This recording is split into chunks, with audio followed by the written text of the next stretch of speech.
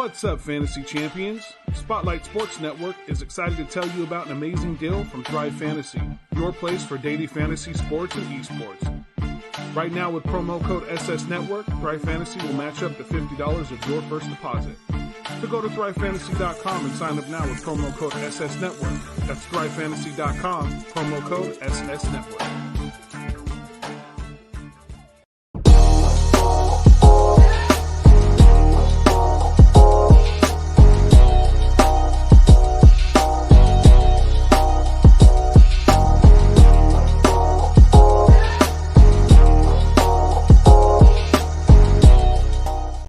Do you like the Oakland A's? Are you a fan of the Golden Knights? Do you love the Los Angeles Chargers? Well then, my friend, you're in the right place.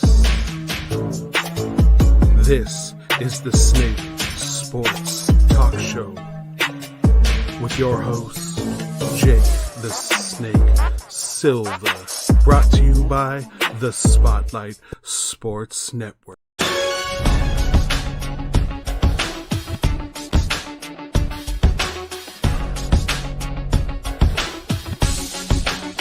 All right, ladies and gentlemen, well, first and foremost, I want to thank all of you guys for joining me here on a Thursday night.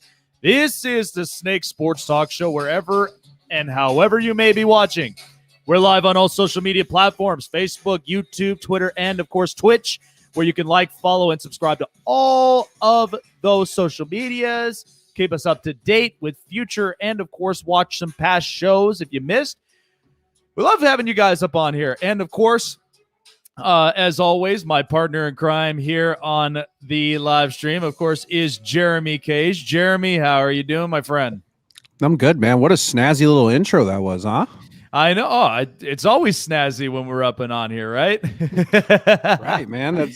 It feels good, man. That's pretty cool. I'm glad you got all that stuff.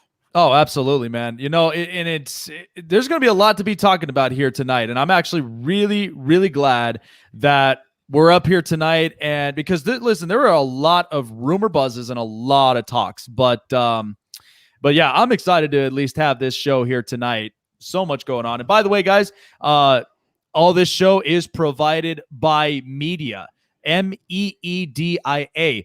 For those of you guys love podcasting, you guys want to end up producing content of your own, but maybe don't have equipment, don't have a laptop or so much more. Well, that not to worry, because our smartphones they've been a game changer. It's a computer in the palm of our hand, and Media is an app you can download on the App Store and in Google Play.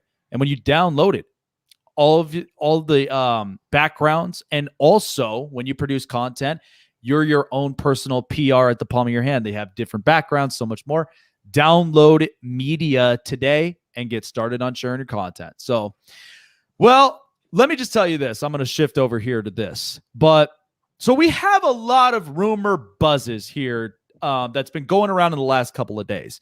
And I just want to first off kind of say it this way, because there's one in particular that's really caught my mind. Now, a lot of us, we've been hearing about, the Deshaun Watson moves, and now Carson Wentz is up on the trade block. But I want to end up talking about this, because this is a two-part segment here that we'll be explaining. So, of course, I have one business. I'm part of my second job. I want to discuss a little bit about how my first job was. Now, I won't explain exactly what my job was, the names, or any of that. But I did have a job that I worked for 4 years. And all it was basically quality customer service, making sure that everybody's cars were fixed up, and they were cleaned up, and they were ready to roll by the time that they left the lot. And all throughout the years, the one thing we always strived for was being the best quality customer services in the Southern Nevada region and all in the West Coast region. That has always been that's always been our target. That has always been the goal. And we've worked tirelessly. We've worked hard on it. And we've come across, we've come away with a bunch of accolades for it. But the reason that I ended up making the move out of the job for something better, and this is nothing against it, but there were times where it felt like there were certain things that I was doing and not really kind of getting paid for. And yeah, it kind of triggered and sparked my mind. And that was the part that down the road, I had to look elsewhere. And I had to look for something better. But initially, a lot of people, customers, coworkers, so many, for the 4 years that I have devoted into this job, and this was straight out of high school, I never thought I would have got a job like this. But out of the 4 years, I dedicated to having quality customer service, made sure that our customers were happy, and they kept on coming. Because that was where it wasn't just numbers, but these were customers that devoted their time and their services to us for us to fix their vehicles. So one in particular that I really wanted to talk about is this Russell Wilson thing. Okay, people have been saying, because there were reports that apparently Russell Wilson came out and said that he's not happy with the fact that he had been hit so many times and the offensive line is just atrocious and so much more. And everybody's like, oh, Russ wants a trade out of Seattle. Let me just tell you something, folks. Now, I think Jeremy and I knew exactly what was happening with Seattle over the years. Okay? Seattle initially, as a franchise, never really had, they never really had a big jump and a big push until Russell Wilson arrived. Now, listen, you can say what you want to about Matt Hasselbeck as the quarterback or Rick Meyer or any of them, but they never had a big-time push the second that Pete Carroll and Russell Wilson was involved. And Russ, the second he got into Seattle, he changed the culture, changed the way things were ran, and of course proved a lot of people wrong. That he was capable of playing in this league. Despite the size, despite the critics, he managed to play. But what's so interesting about Russell Wilson is that, and we'll get to it in a little bit, but Russ has devoted so much years to Seattle that without him, I think we all know the answer. Seattle's just irrelevant. Without Russ, Seattle's missing the playoffs. With Russell Wilson, Seattle's always in. And this is a quarterback who has to face Kyler Murray twice a year. Now he has to face Matthew Stafford after facing Jared Goff twice a year. And then, of course, has to face possibly Jimmy Garoppolo because there are some rumor buzzes about him. But this whole talk, because I mentioned about this during the playoffs, he got sacked 5 times against the Rams. Was that really all something of Russell Wilson, or was that because Seattle over the years, after the Super Bowl win and after the Super Bowl loss, they didn't build upon it? They didn't end up building more momentum where they could have won multiple Super Bowls. They could have had 2. And I know a lot of people are like, well, if they gave the ball to Marshawn Lynch or if they did not pass the ball, there's so many of should've, would've, could've's. I know that. Jeremy knows that. We all know that. But when it comes to Russell Wilson, he is devoted to it. And Russell made this known. And that's why Seattle paid the money for Russ to be there. Because ultimately, you and I know Russ is the franchise. He is the reason the franchise gets in the playoffs, is the reason the franchise wins playoff games, and initially gets into Super Bowl appearances because of Russ. Like they always say, let Russ cook. But what's the problem here is that the offensive line, after Max Unger and Russell Okung and a bunch of valuable pieces, this offensive line looks outdated. And it doesn't look good. 5 sacks in that game against the Rams. I think initially the offensive line coach should be screaming at everybody on the line. I mean, that's exactly what I would have done because that's your franchise quarterback. You have got to protect him at all costs. But now that this is getting out, Russ doesn't want to leave. So get that thought out of your head. Okay, don't believe in what mainstream media is trying to push out. This is precisely the reason why I never paid attention to mainstream media. Because they like to entertain the thought, oh, does Russ want to trade? Does Russ want to get out of Seattle? Oh, that's going to steer the pot a little bit. No. Russ is not going to leave that contract. Russ is not going to leave Seattle. And even if he did, then that would be in understanding terms. But the relationship that him and Pete Carroll have is undeniable. They're not going to leave that. And think about it. If Russ left the NFC West, then you have Matthew Stafford in Los Angeles.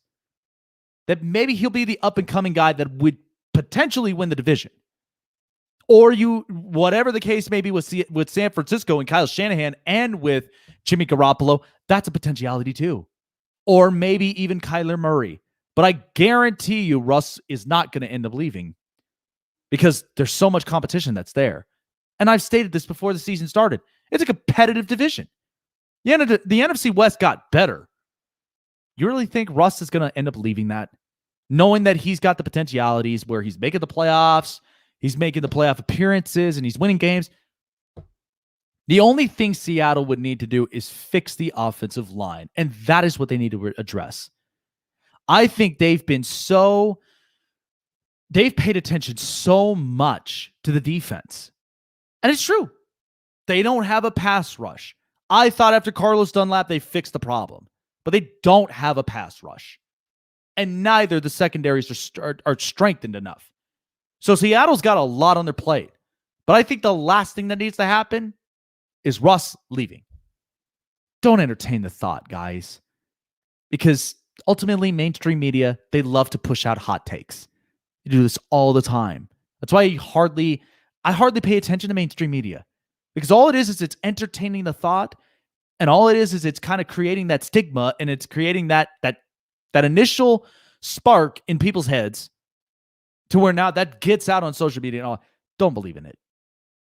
Russ is not going to leave that contract. Neither is he going to end up leaving Pete Carroll in Seattle. But if it got to the point where things are bad as it is, which I haven't seen that yet, that's only just one problem. There's not like a million of them like Deshaun Watson's. I don't think it's going to be that's not going to be the possibility here. All you got to do is just fix the offensive line, and they'll be good.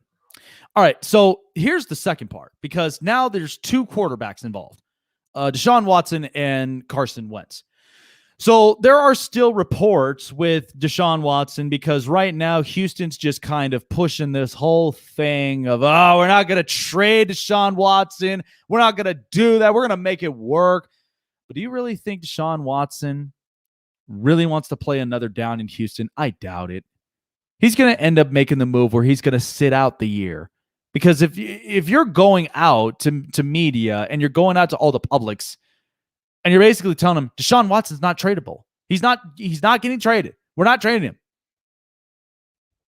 Then all Deshaun Watson's going to end up doing now is he's going to have a lot of major pushback, and that's going to make things uncomfortable in Houston. I think that's initially what's going to happen. And in the end, but again, Houston had to go through this. They have to go through this whole thing of implosion because initially they did this to themselves. They had no GM. They let a head coach in Bill O'Brien run things where he had too much power and he abused that power, and look at where they are now. And there are a lot of different things happening. Deshaun wants out. J.J. Watt, I'm sure, wants out. There are a lot of people that want out.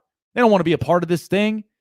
But when they tell you with these new GMs and with these new front office guys, they're not going to trade Deshaun Watson. They're trying to make this thing work. It's hard to really kind of repair a relationship that's been broken. Think about it. We deal with that with a lot of people we come across.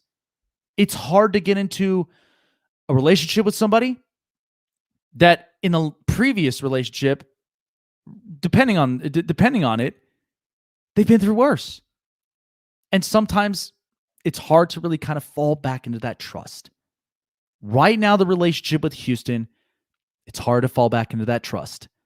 Because right now, Deshaun Watson, he's probably going to end up sitting out the year until he gets moved and until he gets traded.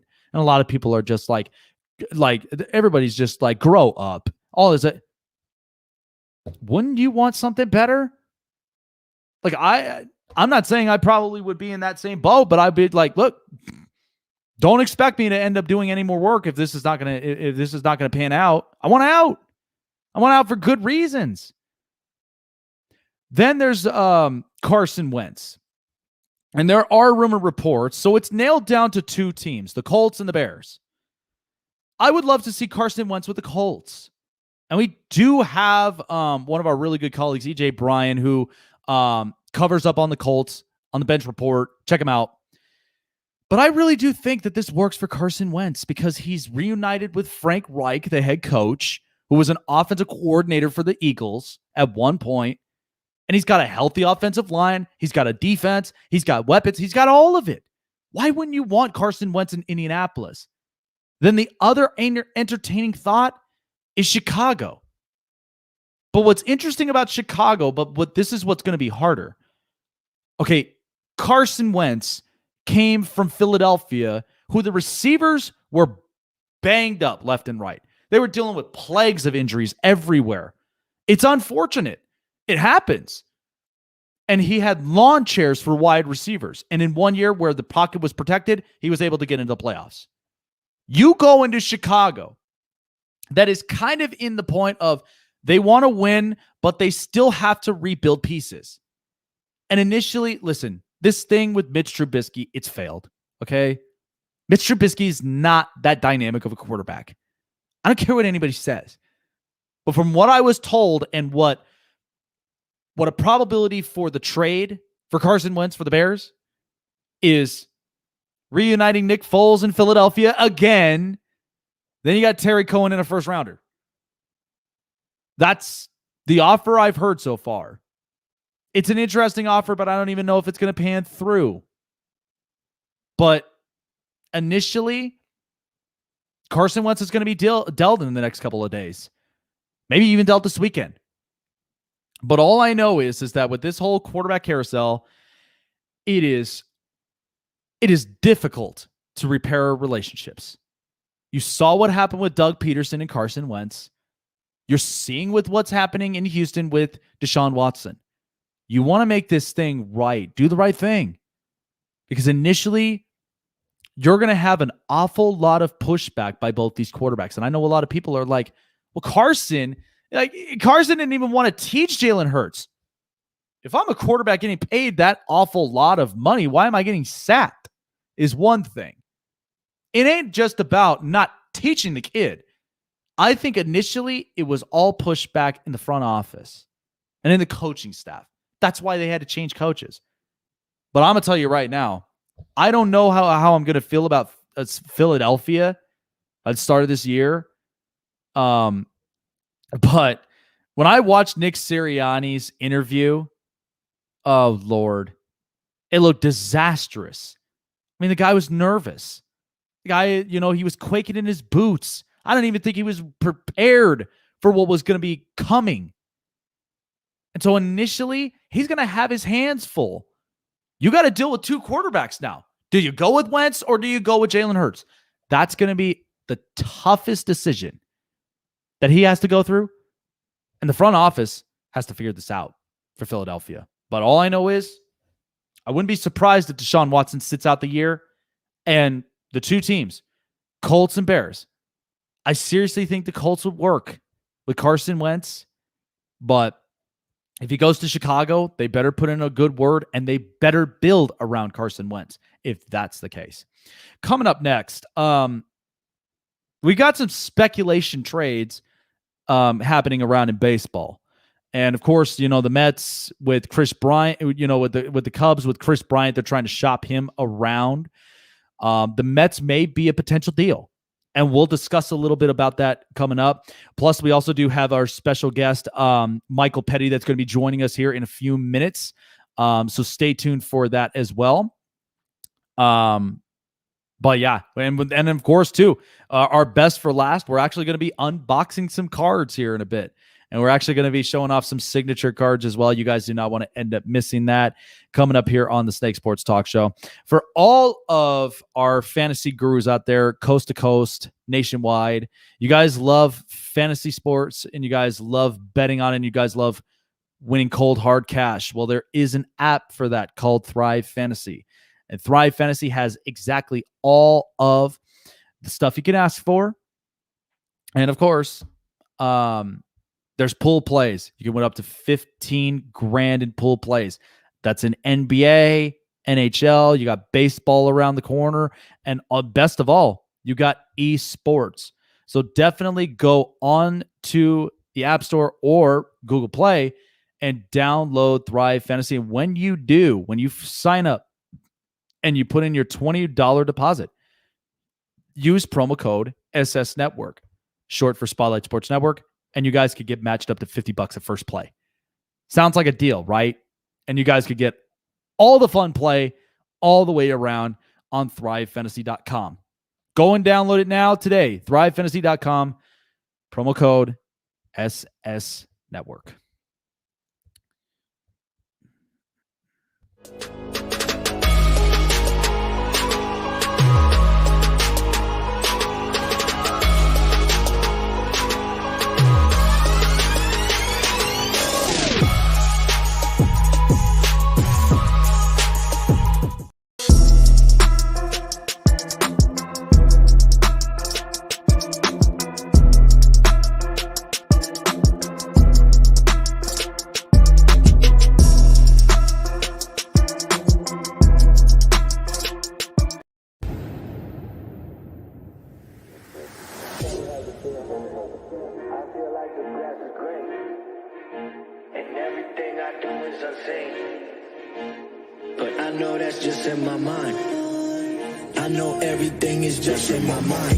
Be famous? Do you really want to be a superstar? Do you really want to get dangerous? Do you even know where the groupies are? Bitches out here be...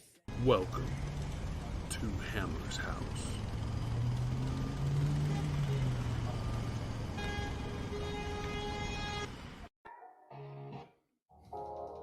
So if you guys haven't done so already, well, we do have our merchandise online at SpotlightSportsGear.com. You guys can shop for hats, hoodies, t-shirts, so much more, even phone accessories and coffee mugs. We've got all of that here on the Spotlight Sports Gear. Shop for your favorite shows on the network and even support the network as a whole. Go on to SpotlightSportsGear.com and represent the Spotlight Sports Network and all your favorite shows from here.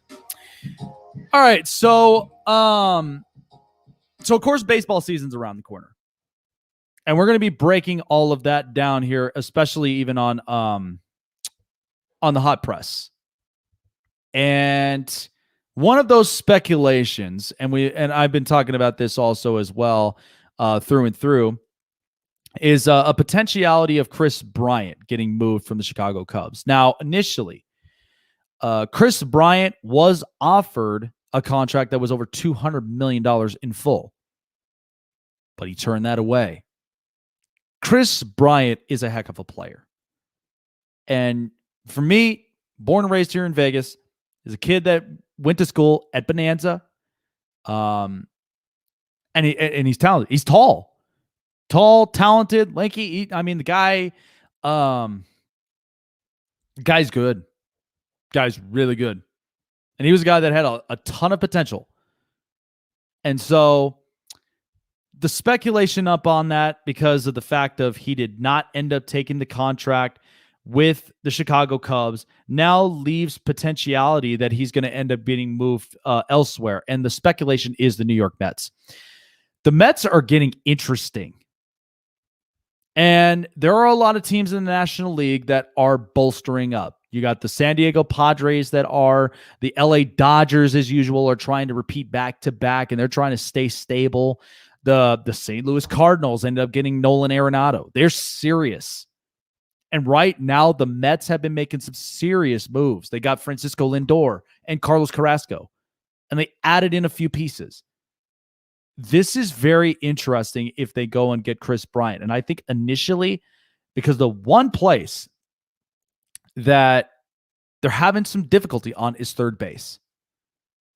And I mean, I really do love the setup with the Mets. I think they got a lot of real good, talented young players that are real good potentialities. One that we know for sure, Francisco Lindor has been in this league for a while. But there are some up-and-coming stars. And then you have Pete Alonso at first base or at DH. So the Mets are something interesting. And you have to think about the division that they're in. I mean, you got the Braves, you've got the Nationals with their pitching. There's a bunch of teams, bunch of real good teams. Philadelphia, I mean, I've always had questions about Philadelphia every time because they recently had re-signed. They've re-signed JT Realmuto. And I thought it was the right thing to do for them because that is a catcher that has produced and he's also really good defensively. And the last thing they want to do is they want to end up losing a guy there. So the Mets are something interesting. Now they did fix their rotation. Now they are without Noah Syndergaard, but hoping that they'll get him back sooner than later. They dealt away Steven Matz to end up adding in extra. They ended up adding up extra money for the amount that they have.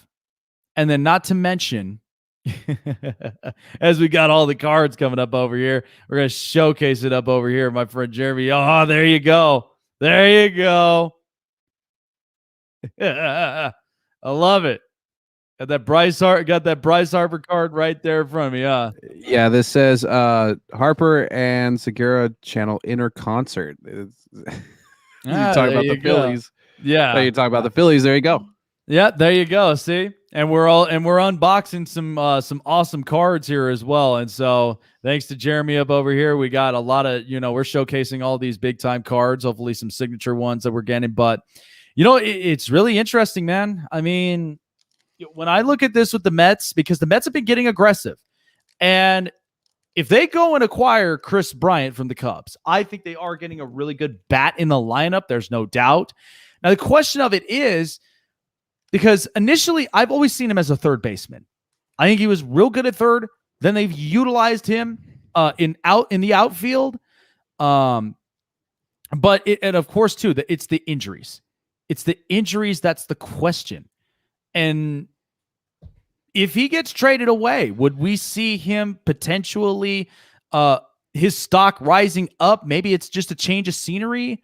Because I just think he's still a remarkable player. I still do think there are some years in front of him that he'll have production, but hoping that these injuries, it's not going to brittle him.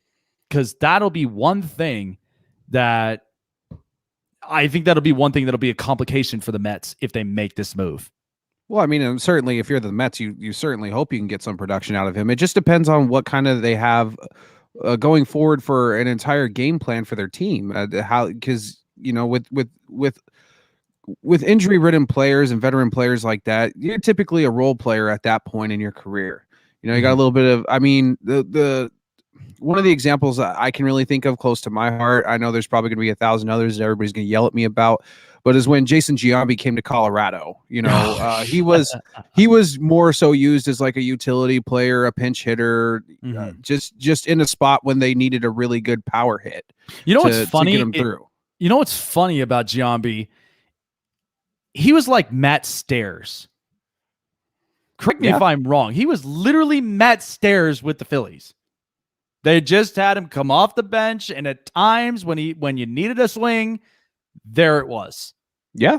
That's what it felt like to me when I looked at Giambi in Colorado, because you think about it, he's got no room to play when you got Helton there at first. You got Carlos Gonzalez who's playing out in the outfield, and it's like There's no room for him. And just like Bryant is now, I mean, he was towards the end of his career. He was getting old. He had quite a bit of injuries up to that point, and it just depends on what the Mets have for their plans for everybody else, because that will really ultimately define his position as to where he's going to fit in the batting order and on the field. I mean, this is I hope the Mets, it would have been a lot easier to make this move had the Major League Baseball just stuck with the universal DH rule, because it would have been even that much easier, because then you could just had him DH the whole time. But for some reason or another, they decided to go completely against it. Right. And back on their word on it. Right. And you think about it, because we especially when we look at the Cubs and how much depth that they had since the 16 World Series. I mean, Kris Bryant, Wilson Contreras, Kyle Schwarber, they had so much depth in there that if that universal DH was passed and they just utilized it, it really would have helped out all these National League teams. But now seeing Schwarber there in Washington, and a bunch of these teams nowadays, it's just like, I don't know. Now it's just kind of slimmed the fact in the National League once again, where it's now starting to it's starting to challenge pitchers. It's starting to do all of this and that, like it usually has been. But without these universal DHs in the National League, it's just kind of tough for some of these guys that all they're really known for is just their bats. Yeah, I mean, and I don't like the whole making the baseballs heavier thing either. I don't like that to purposefully take away hits or take away home runs and everything. I mean, right. Honestly, here's the thing. Time we're gonna have the deflate gate in the NFL, but we're just gonna make the baseballs heavier in baseball. Yeah, I don't understand what all that was about, because it's not like home runs are flying out of the ballpark like they were in the mid to late 90s. I don't understand that at all. I remember my time in Arizona when I briefly lived there. I went to go see a Diamondbacks Rockies game, and it was a pitcher's battle. It lasted almost 16 innings. I left in the 11th inning. There was no score. It was 0-0 the whole way through. I was just like, this is boring. Right. This is boring completely. Yeah, and what's funny? When I played baseball from the junior leagues to my high school, and I didn't play my senior year, I thought the whole point of BB core that we have on all the bats now, I thought that was the point. It was the point of making it, competitive to where, because listen, I have swung an aluminum bat before, and I've swung, a lot of these different bats, and yes, they did have jump on them. But their whole controversy was making it challenging for high school, for collegiate players. And it's like, now we're making these balls heavier. What are we trying to do here? Are we trying to eliminate the home runs? And let me ask you, because it's like we talked about with the Hall of Fame in the last episode. And correct me if I'm wrong, but when McGuire and Bonds and when Griffey and a lot of these guys were hitting home runs, that's what made baseball entertaining. And then all of a sudden now we're making the baseballs heavier. So it's like, are we not going to hit home runs now? Because everybody's figuring out this degree angle and the launching angles and the pivoting of the foot. Yeah, what are we doing with baseball? It's like, this makes no sense. They're making it more and more boring is what they're doing. And I have a feeling that this is going to be a decision that baseball is going to eventually regret, because they're going to see they're already having trouble with their TV deals in local markets. Right. And then they're probably going to even see more of a decline in TV ratings as well. I mean, I don't understand what's going on. I guess they just have this mentality because they can, they're going to get their fans no matter what, because they're the only sport going on in summer. Right. That's worth a damn. And I just, that's just a really, really terrible mentality to have. I don't think that there's any longevity in that. And, you're going to see a lot of, I guess I understand that diehards are only a certain percentage of the fan base that makes them money, but you're going to see more of the people who care, who do this, who sit here and buy their cards, and who, really, really want to pump. I don't understand why you wouldn't want to make more money. like why you're just okay with just this like level, this plateau of money that you're guaranteed a year. I don't. Why would you not want to make more? Why would you, just because there's no salary cap and your sport doesn't depend on it? I'm not entirely sure why this is a thing in Major League Baseball. But man, they have really been shafting the fans very terribly, at least the ones that care about baseball, really terribly over these last 2 years. They're probably one of the most poor sports that has handled this whole entire situation. I don't see any positivity to come out of a situation like this at all. I just don't. Yeah, absolutely not. And of course, too, I had the comment here down with Hammer House. Guys, definitely check out Jeff Hammond, a.k.a. Hammer at Hammer's House here on the Spotlight Sports Network. But he mentioned a comment. He's like, don't put Griffey in that category. The other players, he was clean and he had a great swing. I'm not even talking about, the steroid era. What I was talking about, because if you saw the documentary in 98, it was that home run challenge. And Griffey was hitting home runs at that time, but was not making the jump like Sammy Sosa and Mark McGwire was that year. Because that was ultimately what it was about. It was Sosa and McGwire. That was that big home run jump. And that was the thing that entertained a lot of people. They're like, oh my God, is McGwire going to pass the record for the most home runs hit in a single season past Roger Maris at that year? And initially it happened. He hit 70, he hit 70 home runs. And then afterward, Barry Bonds ended up passing the record at 73. So, and that's what made it wildly entertaining, is because everybody glued to it because, like they say, chicks dig the long ball. They love that line. And they're just like, home runs apparently keep people in the seats. As I say, defense wins championships, offense sells tickets. I mean, I don't understand this whole argument of don't put him in the steroid era, whatever steroid era. Who cares? I mean, how are you going to make this argument of steroid era? Don't put him in that category, dude. Everybody was doing it in the 90s. Baseball knew about it.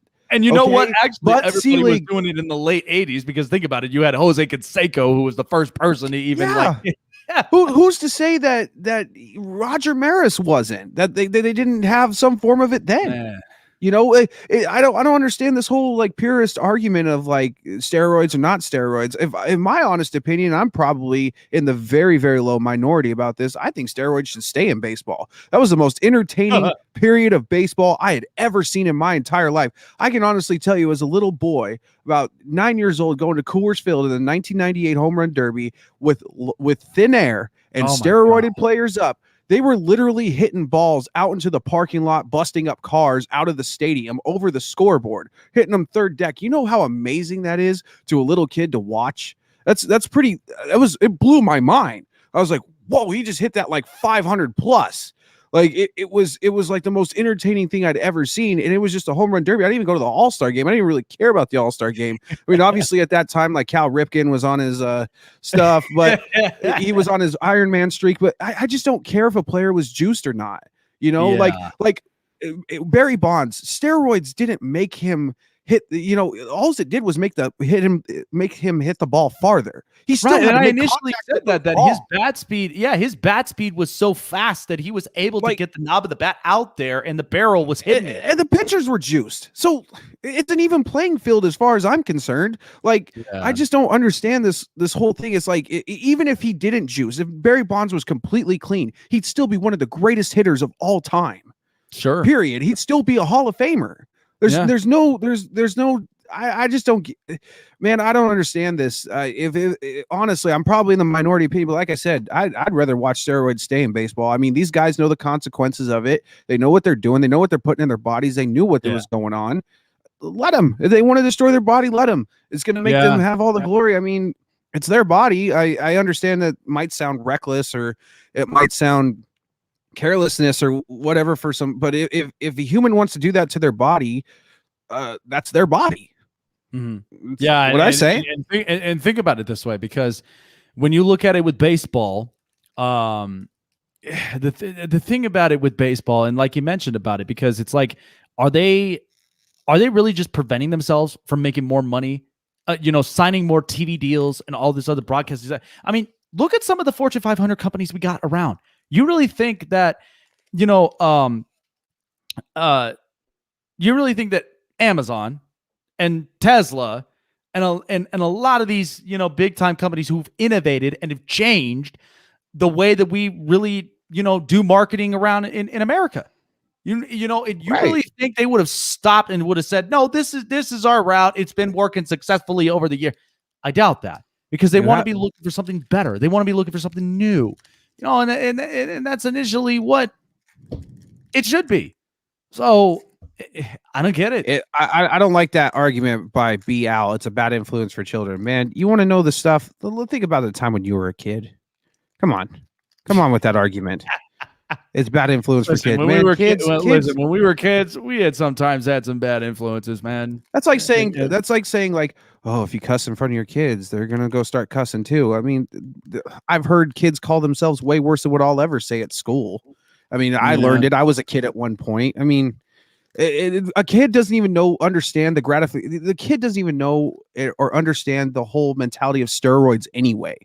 If you eliminate the whole part about it's cheating, and you're just a kid doesn't know what steroids even means. Well, I don't understand that argument. If I went and asked my 5-year-old right now what are steroids, they'd be like, I don't know.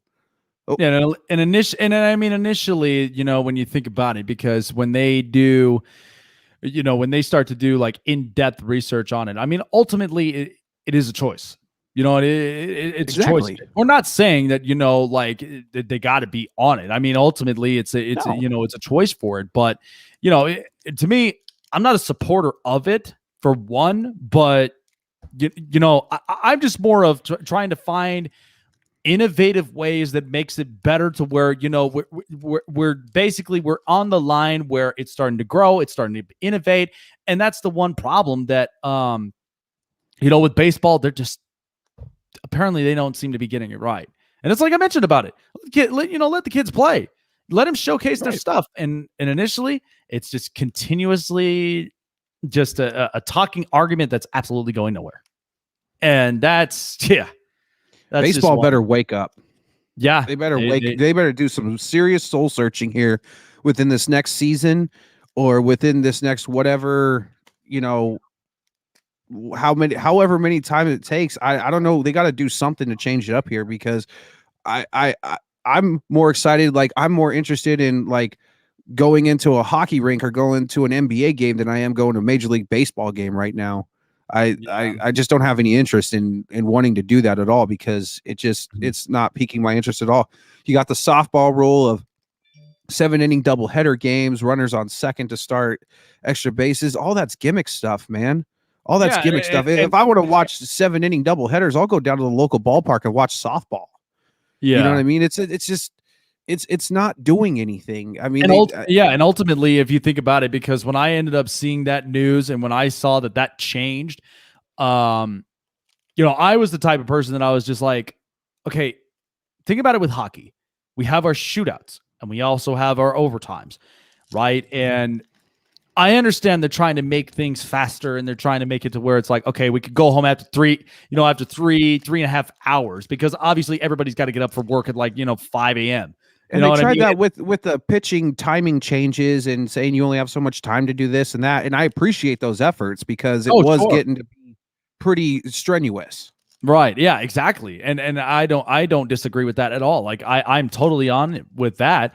But when I look at this with the 7-inning double headers and stuff like that, and then initially the runner starting at second in extra innings, I understand that they're trying to pretty much trying to fasten the pace of the game and everything else, just to at least like close out the game. But this is one thing that I'm like, okay, if we did it in season, because listen, most of the time I'm not concerned with the season, because ultimately, if we're winning enough games to where we're punching our tickets into the postseason, that's what matters. So whatever goes on in the season, whether it's all this and that, that's fine. I mean, hockey, they're just like, you have the shootouts and you have the overtimes. That's fine. But initially, I want to punch my ticket into the playoffs. I want to punch my ticket into the postseason. But the only hope is I don't see the runner at second in the postseason. Because at that point, where's the pressure on that? Where is the challenge? That's the one thing that, like you see it in hockey, they don't have shootouts. They don't. They just have it in overtimes. They continuously battle until the best team gets the edge. Yeah. And that's initially where the pressure and the challenge comes from. But if they do this with baseball, with the postseason, yeah, I'd just be like, look, they just made it easier. They made it absolutely easier. So, yeah. Yeah, I have no interest in even watching baseball at all. Like usually I buy the MLB.TV package and I have some interest in some games and because, off season builds a lot of drama. There's new players and new places, but I just don't care right now. Yeah. I don't like, I just don't care. Right. All righty. Jeremy with the news. All right, well, we got at least a few things coming up here up on the hot press. So, of course, the news of it earlier was the trade that involved Andrew Benintendi that is going to be moving from the Boston Red Sox in the middle of a 3-team trade that involved Mets and involved the Kansas City Royals. So the Kansas City Royals have acquired Andrew Benintendi from the Boston Red Sox. And I thought this was an interesting move because Boston now, after trading away Mookie Betts last year, which that was the most humongous trade that the Red Sox had ever done. And I didn't think Boston was going to end up making that move because think about it. It's Mookie Betts. I mean, the kid, he's a 5-tool stud. The kid's fun to watch. He plays good defense. He has a great stick and he runs. He tears up the base. He does everything. And losing now Benintendi, I don't know what the deal is with Boston and how they're going to do how they're basically going to deal with all this. But I do know they still have some valuable pieces. Xander Bogaerts, JD Martinez. They still have some real good pieces, but I think initially they've lost some real good young players. And I feel like now without Benintendi after losing Mookie Betts, I don't know what I'm going to see out of the Boston Red Sox this upcoming season. Well, I mean, you've seen it with Boston before. I mean, a couple of times when they had their hot years and winning a World Series, it kind of cooled down for a bit. They kind of went a 2-3 year period where they were just in that rebuilding period. I don't know if this is what that is. I don't know if it's just strictly salary dumping. I mean, they have one of the highest payrolls in baseball. They're not short on money to spend on talent. They may just be trying to regroup and game plan here and try to figure out which direction this team's really going. Right. Maybe trying to reassess some players because sometimes you need to take some time to reassess some aging veterans. That you think just to see where they're really at and how much more can they go. That's especially in baseball, a long grueling game that baseball has been. It hasn't been these last 2 seasons, but it's a grinding game. Not as much physically probably as the other 3 sports, but it's a marathon. It's definitely not a sprint in that aspect. And I'm not entirely sure what Boston was really thinking about this, but we've seen this happen before. Perhaps this is another just kind of slowly blow it up and rebuild it type moment. I'm not entirely sure. Yeah, and and I just think that with Boston, because they like I said, they still have some real good pieces, and the one I'm really excited to see make a jump is Michael Chavis. I think the kid's going to be really good because at the end of the day, because we heard the announcement of the retirement for Dustin Pedroia, which congratulations to him, best of luck in retirement. But seeing what Michael Chavis can do now in a full season, that's going to be exciting to watch. I think the kid's got a really good bat. I think he's also another kid that you could utilize on a lot of places on the field. You still do have Rafael Devers. But I think what's going to be the question is outside of Chris Sale, and I think outside of Rick Porcello, will be the pitching. Because I'm not sure exactly how their pitching is really going to set themselves up for. Because if they don't have the potentials for pitching, that's going to be one that's going to be Boston's downfall, where they have another bad season. They're going to have to continuously give up more players. I think about making some changes. But we've also seen Boston too at those times where their pitching rotation didn't look great to start out the year, and they figured it out in free agency and the trade deadline. Yeah. We've also seen that you add a couple pieces here, add a couple pieces to that back end of that bullpen, and they were just fine. They've always been seem to be a team or a pitching staff that's just 1 to 2 solid pitchers away from being just fine and being able to get into the playoffs. Right. What's going on, My City, My Game? What's going on, Raider J? If you guys haven't already, definitely check him out here on the Spotlight Sports Network at My City, My Game, Raider J77 for all of your Blazers and Raiders content. Speaking of Raiders content, the Las Vegas Raiders, we just got some news of it, that they plan to cut wide receiver Tyrell Williams off the roster. Now, of course, there were a lot of speculations about Tyrell Williams because he signed the contract after becoming a free agent with the Chargers a couple of years back.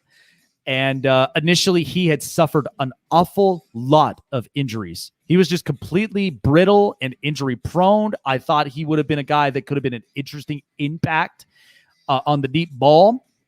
But John Gruden, the Raiders coach, ended up saying Tyrell just couldn't, unfortunately, stay healthy. He could have potentially tried to play through it with a hardness, but when you have that much restricted movement, it's hard to catch the ball away from your body. He does make a point about that, and Tyrell Williams has suffered an awful lot of injuries since leaving the Chargers. And again, I was happy for him initially. I was very happy, that he took a contract, and, I'd love to see him play and ball out and everything else. But now initially, it's like, what? I'm not sure, because now there are reports that there could be a reunion for Tyrell Williams to come back to the Chargers, but I don't know. I feel like because the wide receivers stacked for the Chargers, it would be very hard to be bringing a guy on unless they get rid of a couple of small pieces or whatnot to even bring him in. But I just think that's unfortunate for Tyrell Williams. Just injury brittle, and that was the decision the Raiders had to make. Well, yeah, I mean, you talk about a guy who hasn't played a game since 2019, really. I mean, he kind of pretty much sat out all of last season, and, it's getting time right now, getting closer to the draft. Teams are thinking about maybe their future in certain aspects. So you got to dump salary where you can to make room for those draft picks and potentially trades. Las Vegas is one of those teams that's just, they're looking for a way to get them over the hump. They're a good team. They're a great, solid team, but they couldn't do what it needed to be done to get into the playoffs last year. And they're best believe with John Gruden at the helm, they paid him $100 million. He's going to be searching for that piece. John Gruden is no slouch when it comes to scouting and recruiting and doing what needs to be done to fit the holes of his team. He's done that his whole entire career. So, I mean, it probably just wasn't worth it for the Raiders to keep him on their salary for as injury prone and as a history of injury as he's had. So, I mean, and the Chargers too, I mean, they even held themselves accountable. They were disappointed in the rookie class and wide receivers. And I think that's kind of something that's been very, very controversial. But this is something where, they're hoping that the wide receivers will step up, especially Henry Ruggs. Because I want to see Henry Ruggs really ball out. And same with Bryant Edwards and with a couple of them. But when you hold yourself that kind of accountability as a team, that tells you something. They really have to work on this wide receiver core. And I think this was the initial move that needed to happen, because at the end of it, it's just dead money. Yeah, I mean, Gruden stay healthy up on the field, that's dead money. And now they have to look elsewhere and hoping that, the wide receivers will produce. So of course, some excitement in Los Angeles as Trevor Bauer was interviewed earlier after signing the initial contract with the LA Dodgers for 3 years, 102. Bauer is committed to do better after the whole social media controversy. And this was the interview that he gave out since being introduced and welcomed to the Dodgers, and what the expectations are. Makes mistakes in the past. I try to learn from them. I try to learn as quickly as I possibly can.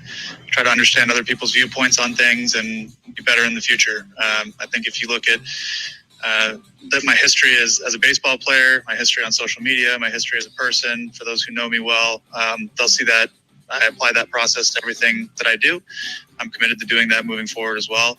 And ultimately, I'm here to be a positive impact on anyone that I can be, both in the community, in the clubhouse, on the field, at the stadium, whatever the case is. So I'm excited to be here. I'm excited to win with this group. I'm excited to interact with the Dodger fans and in the community of LA. I grew up here. I've been a long time. I spent 20 years here before I, signed professionally.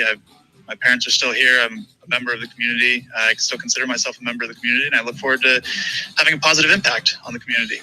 So it seems like, because ultimately, and I've got our special guest, Jeff Hammond, a.k.a. Hammer, that's going to be joining me here in a second. But I think initially, with Trevor Bauer, because we know what the type of person he is. He's the kind of guy that, he is on media, and he likes to speak his opinion and everything else. But at the same time, when you tamper with, these jersey swaps and all this other stuff, sometimes it can be controversial. These were a lot of teams that were interested in Trevor Bauer at the time, and including the Mets. So, you go back home where you went to college at UCLA, and you're hoping you put this whole controversy behind you, for one, and you reshape and you be better. But I think this is going to be a hell of a season, but it'll be very interesting in retrospect about how Bauer is really going to deal with this. Well, and that's all you can really do when you get yourself tangled up in a mess like that, is just do everything you can to make sure that, it's pretty much gone away as fast as it can be. You got a new scene, new start. The rich get richer. The LA Dodgers, they get another really quality, good pitcher to add to that already stellar rotation. He sounds like he's, willing to just put that all behind him and move on. And those are a lot of things that a trade can do for you. So, yeah, it'll be very interesting to see how this season pans out for him. But best of luck to him in Los Angeles. Jeremy Case with the news. So joining me here, as of course he had to get some stuff off of his chest, and of course he is the guy that you go to his house when you love Mets and Raiders content all the way up from the Bronx via the Global Satellite Network, presented by StreamYard. Jeff Hammond, a.k.a. Hammer of Hammer's House. So, of course, it's like there's always content happening for the Mets lately, and I love the aggressiveness that they're getting into. But I'd like to hear your opinion with, before we get into the Kris Bryant thing, with what your thoughts was up on Trevor Bauer with, obviously with the controversy with, the jersey swaps and the all of this and that. This feels like it's going to be pressurous for him for this next up and coming season. Am I right? Is this a family show, or can I really tell people how it is right now? Tell it how it is. I'd much rather have realists in my chats and everything else. Bauer pulled a bitch move. Point blank, period. His agent, Rachel Luba, you're a jackass as well. That video, that 2 minute and 27 video of them showing all these teams that were interested and them stitching his name on the back of these jerseys to just be like, oh, I'm a Dodger now. Yay. That was the most classless bullshit I've ever seen. You had all these teams on pins and needles. We knew at the end it was going to come down to the Dodgers and the Mets. I knew in my heart, he's from SoCal. He played at UCLA. Yep. Okay, cool. He's most likely going to be a Dodger. I'm not going to be mad at it. Whatever. But the fact that he had to go and do this little stupid media stunt for the attention, bro, really? And now you're in your press conference today pretty much just trying to please everybody so people don't look at you as a certified jackass. I'm not buying it. I'm not buying it. This whole offseason, we got Steve Cohen. He got the team back in the fall, which feels almost like a whole season ago. They got McCann. They got Carrasco and Lindor in that amazing trade. They just got the kid from Chicago like a week ago. They missed out on Brad Hand. I guess we got a bad hand out of that one. And we're back in the loop with signing Aaron Loop from Tampa. Springer flew north to Toronto on a 6-year, $150 million deal. And now this garbage. I do like the trade, the three-way trade that happened last night between the Royals, the Red Sox, and the Mets. Khalil Green is a good talent in the minor league system right now. And a lot of people were already all over social media like, what are they doing? Da-da-da-da. What the Mets did, and it was a very smart move, they are trying to rebuild their farm system. That farm system has been non-existent for the last couple of years. So they're trying to build up that farm system and hopefully grow the organization from the kids below. I have no problem with that whatsoever. Jackie Bradley's still out there. I don't know what the chances are of them trying to sign him now. He wants to be an everyday starter. Kris Bryant, I'm on board for. There's also reports out there now that the Mets are also interested in third baseman Matt Chapman from the Oakland A's. That would be another one that could be a solid pickup. Yeah. And apparently just a few days ago, there were talks between the Mets and reuniting with Justin Turner, but they can't seem to come to a deal. I said it a few weeks ago, and it seems to be the case still. Turner wants a 4-year deal. JT and I are the same age. We played together. We did rookie ball together in Sarasota. I don't see that happening. He's going to be 38 on the tail end of that contract. So I can see why the Mets are not seeing eye to eye with him on that right now. So it's either going to be Toronto or he'll go back to the Dodgers. And it was like I mentioned about Justin Turner, because that's a risk, because who knows what changes we might see in Justin Turner if we'll ever see that same consistent production, you know. Yep. And then not to mention too, I mean, he's a guy too, like personally, and you've known him, he takes it hard on himself defensively. He does. That's the one thing he did hold himself accountable for. When he doesn't make a defensive play, he takes it hard on himself. Offense is offense, but yeah, I mean that's the fear. You give him a 4-year contract and you have that money. Who knows if you get if I get 3 years of real good production out of him, I could be okay with it. But if I'm getting 1 year, if not a year, not worth it. No, it's not worth it. No, that just becomes ultimately dead money, and now you're kind of stuck. Now you have to trade away. You know, you have to make a trade and everything else, and it's like. We don't want to. That's the thing with the new regime, with Steve Cohen as a new owner. Like, they don't want to go and see the movie that they saw before with Fred and Jeff Coupon. Yeah, I called him Coupon. I don't care. And doing these stupid bargains and making ridiculous moves for the wrong reasons. Like, they're also looking to shop right now. They're looking to probably bring back Wilson in the bullpen. And potentially they need more lefties because we're too right heavy right now. They're looking to deal off Dellin Betances, Juris Familia, and potentially JD Davis. I see, if the trade with Bryant goes through, I see it's probably going to be JD Davis and Familia going to Chicago, most likely. Right. And that was going to be my thought too. Jeff Hammond, aka Hammer, here joining me on the Spotlight Sports Network. With this Kris Bryant trade, because I'm hoping, and I know a lot of people have been talking about this. He's injury brittled. He's, you know, he has such good production. I've seen him do it so many times. But the fact that he can't stay healthy on the field. But the other thing is utilizing him so much, like, you know, because he comes up as a third baseman. I thought he was good, and then of course they use him for outfield. So if in transition that the Mets end up getting Kris Bryant, is that going to be a potentiality that they put him at third, or what would be the potential? They're putting him at third base. They'll put him at third base. They're going to put him at third base. All right. So, and it's funny that you're mentioning it in regards to Kris Bryant, because the Mets did the same exact thing with Jeff McNeil. Jeff McNeil came out of the minor league system as a second baseman, and they moved him to the outfield as a result of them in that ridiculous trade for Robinson Cano, which to me was like, oh, you guys wanted you wanted Diaz, but you took Cano as well for what? Like, McNeil, I saw the kid when he first came up, and I fell in love with him instantly. Like, he is currently one of my favorite Mets right now. The kid can hit. He's a special talent. And as a second baseman, I think he's great defensively. Yeah. But it's pretty much Kris Bryant has gone through the same thing with Chicago. I think if the trade does go through, and there's other trades that have been talked about out there with the Mets trying to get a third baseman, and the other one was trading from Cincinnati for Suarez and Sonny Gray, which I'm Lord. we are not bringing Sonny Gray near a New York ballpark ever again. Like, I do not need to see. No. He got obliterated when he was with the Yankees. It'll be the same thing again. Like, but I do, from a standpoint, understand what they're trying to do, but it's almost equivalent to them with how they moved to get Diaz and ended up with Cano as well. You don't want somebody that's going to hurt the team and prevent us from getting wins.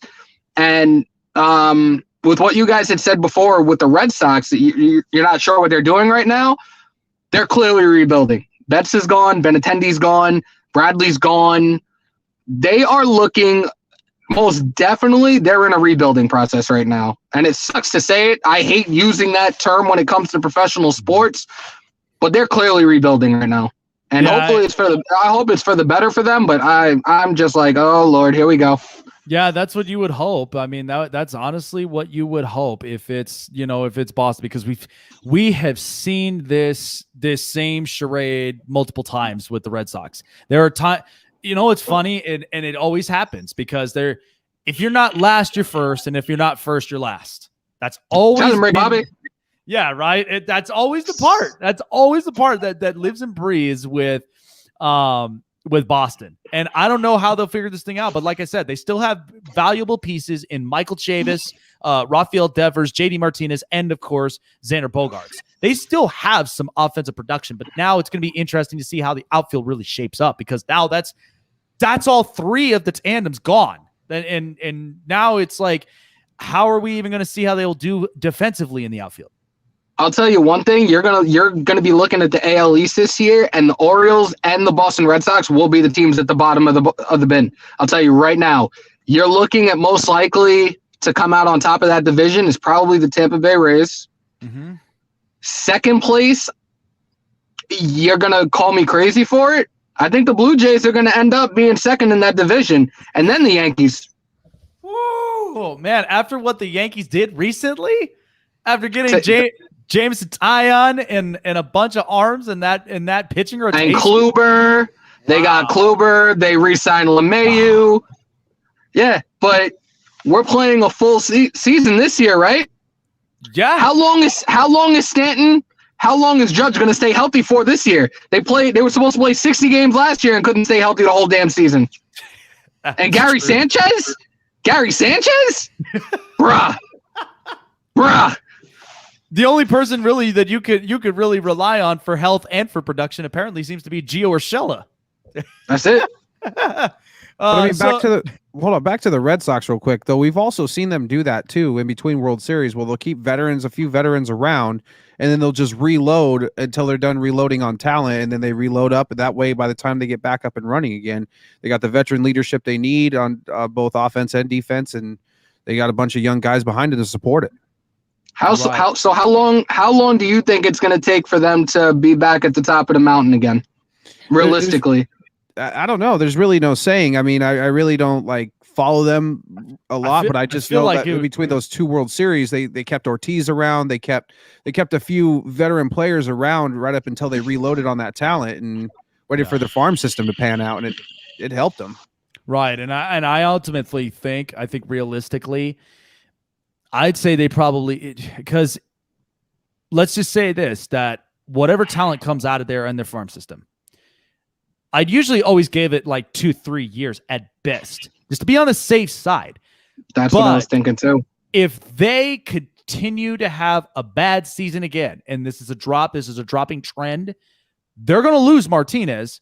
They're going to lose a couple of these guys. And I feel like from a 2-3 year stretch, might turn into something that's 5-6 years, because they now have to reload and they have to rebuild and now have to start from scratch again. Cora came back as their manager, right? They rehired him, didn't they? Yep. Yeah, they'll be fine. I don't have anything. No, I'm not against it. I'm just is this, maybe it might work out in 2 or 3 years. Maybe. I don't know, but they'll find a new system. Yeah, they might find a new system, but we'll see. God damn it.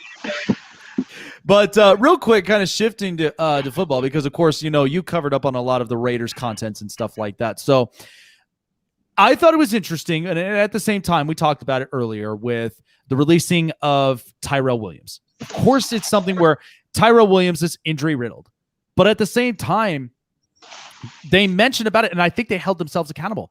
The wide receiver class, the rookie ones, was not great, and it struggled. So, in your opinion, because now that they got rid of Williams, that's now going to be extra money that's now that they're going to conserve and they're going to start to build upon.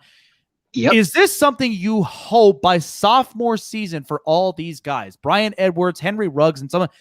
Are the Raiders going to do like, are the Raiders going to have something in the cards where they're going to have to revamp this wide receiver core and make it better than what the expectation was last year?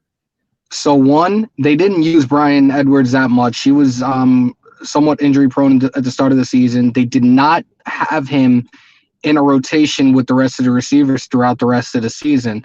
And you saw little flashes of him towards the end, which I said it when they drafted him. He's a big body receiver. He could make for a good wideout. Dude's got to stay healthy and get more reps. Yeah. Tyrell Williams, I never wanted him in the first place. I knew that this was going to happen come the end of the season, come the off season. He was going to be cut to save cap. Dude had feet for hands. Another one that couldn't stay healthy for his life. I'm glad he's gone. You know what? It frees up cap space. Maybe we could look to try to re-sign Nelly on probably a deal that's similar to what Williams was getting, and that was like a 4-year, $44.5 million deal with like, what was it, 22.4 guaranteed. Give him a deal like that, and I'd be fine with it. Other people are talking about, oh, Juju's a free agent. Let's get Juju. Oh, I don't know about that. I'm not trying to see him doing TikTok dances anywhere anymore. Gruden's not going to deal with that. Nah, he definitely won't. And with Ruggs, bro, you need to get your weight up.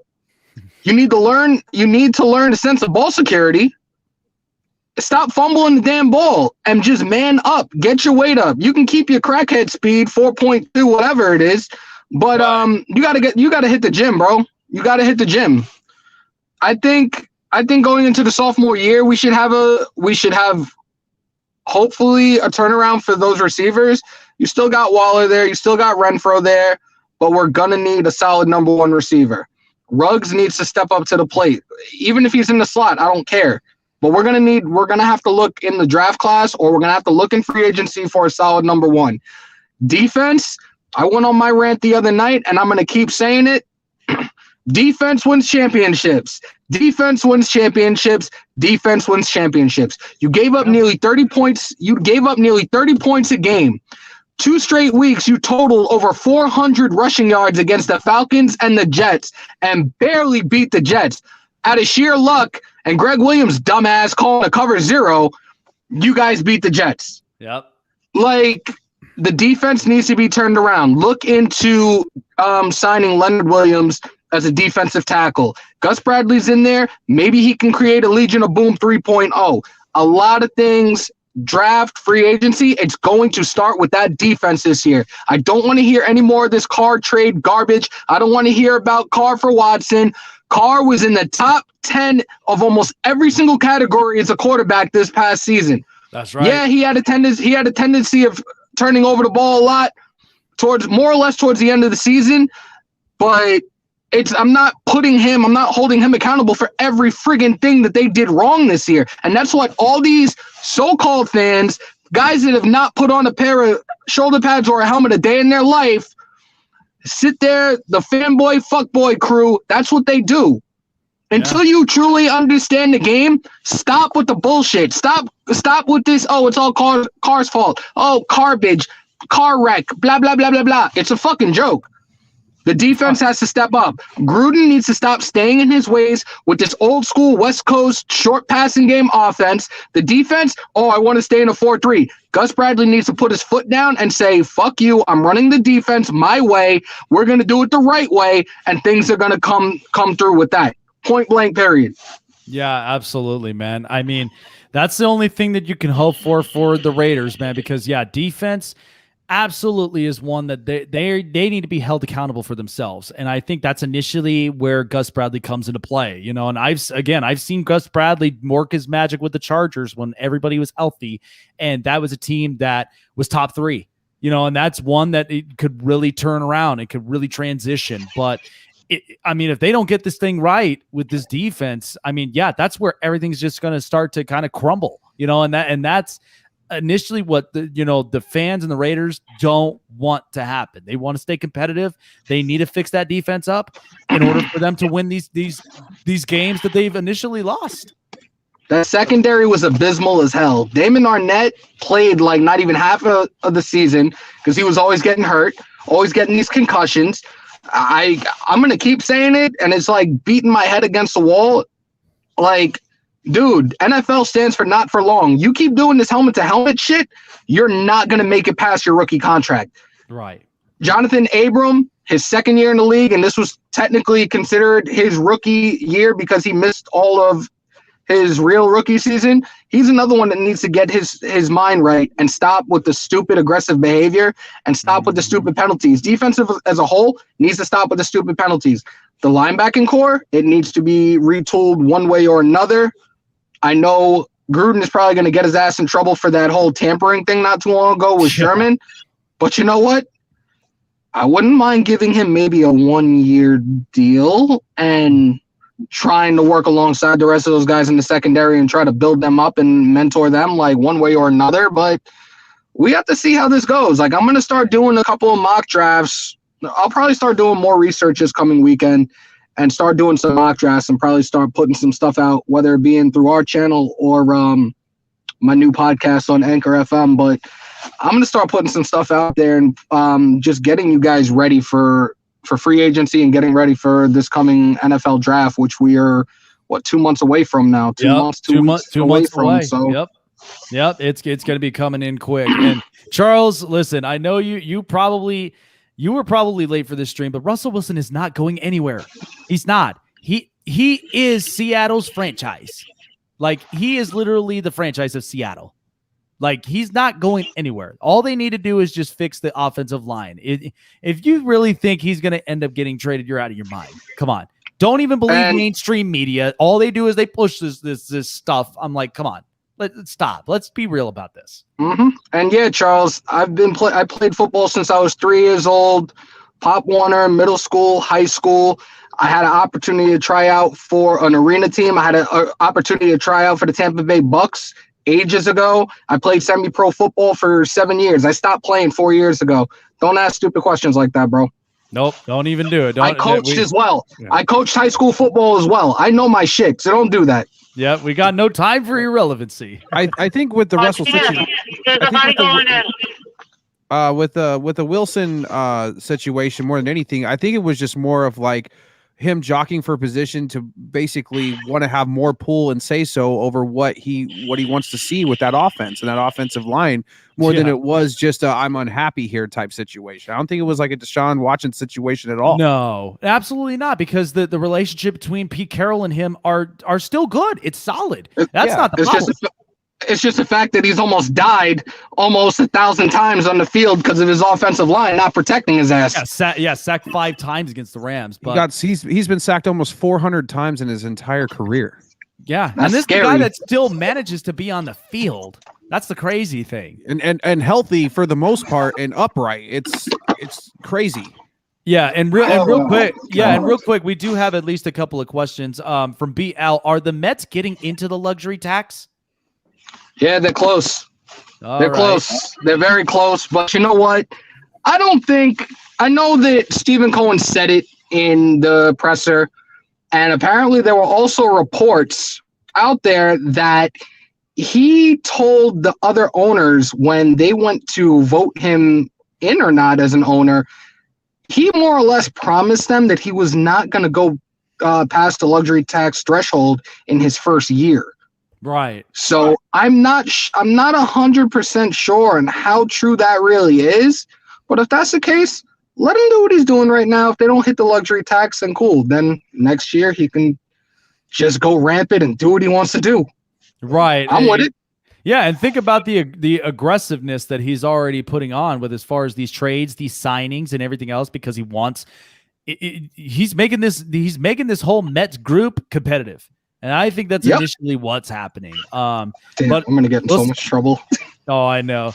Real quick, because this is basically on the basketball side of things, but one question is, do you think the Mavs should consider trading Boban to Denver for Bol, or would you rather see both these guys on the same court? That's interesting. I mean, if you look at Boban is, he's a valuable player, but at the same time, look at what happened with Philly. Philly had so much size. Now, I'm not sure how that's going to end up working, but I mean, I think they're both real good kids. Bol's just an up-and-coming player. But Boban, we've seen him play multiple times, and he has had tendencies where he's had some real good stuff. We've seen it in the playoffs last year.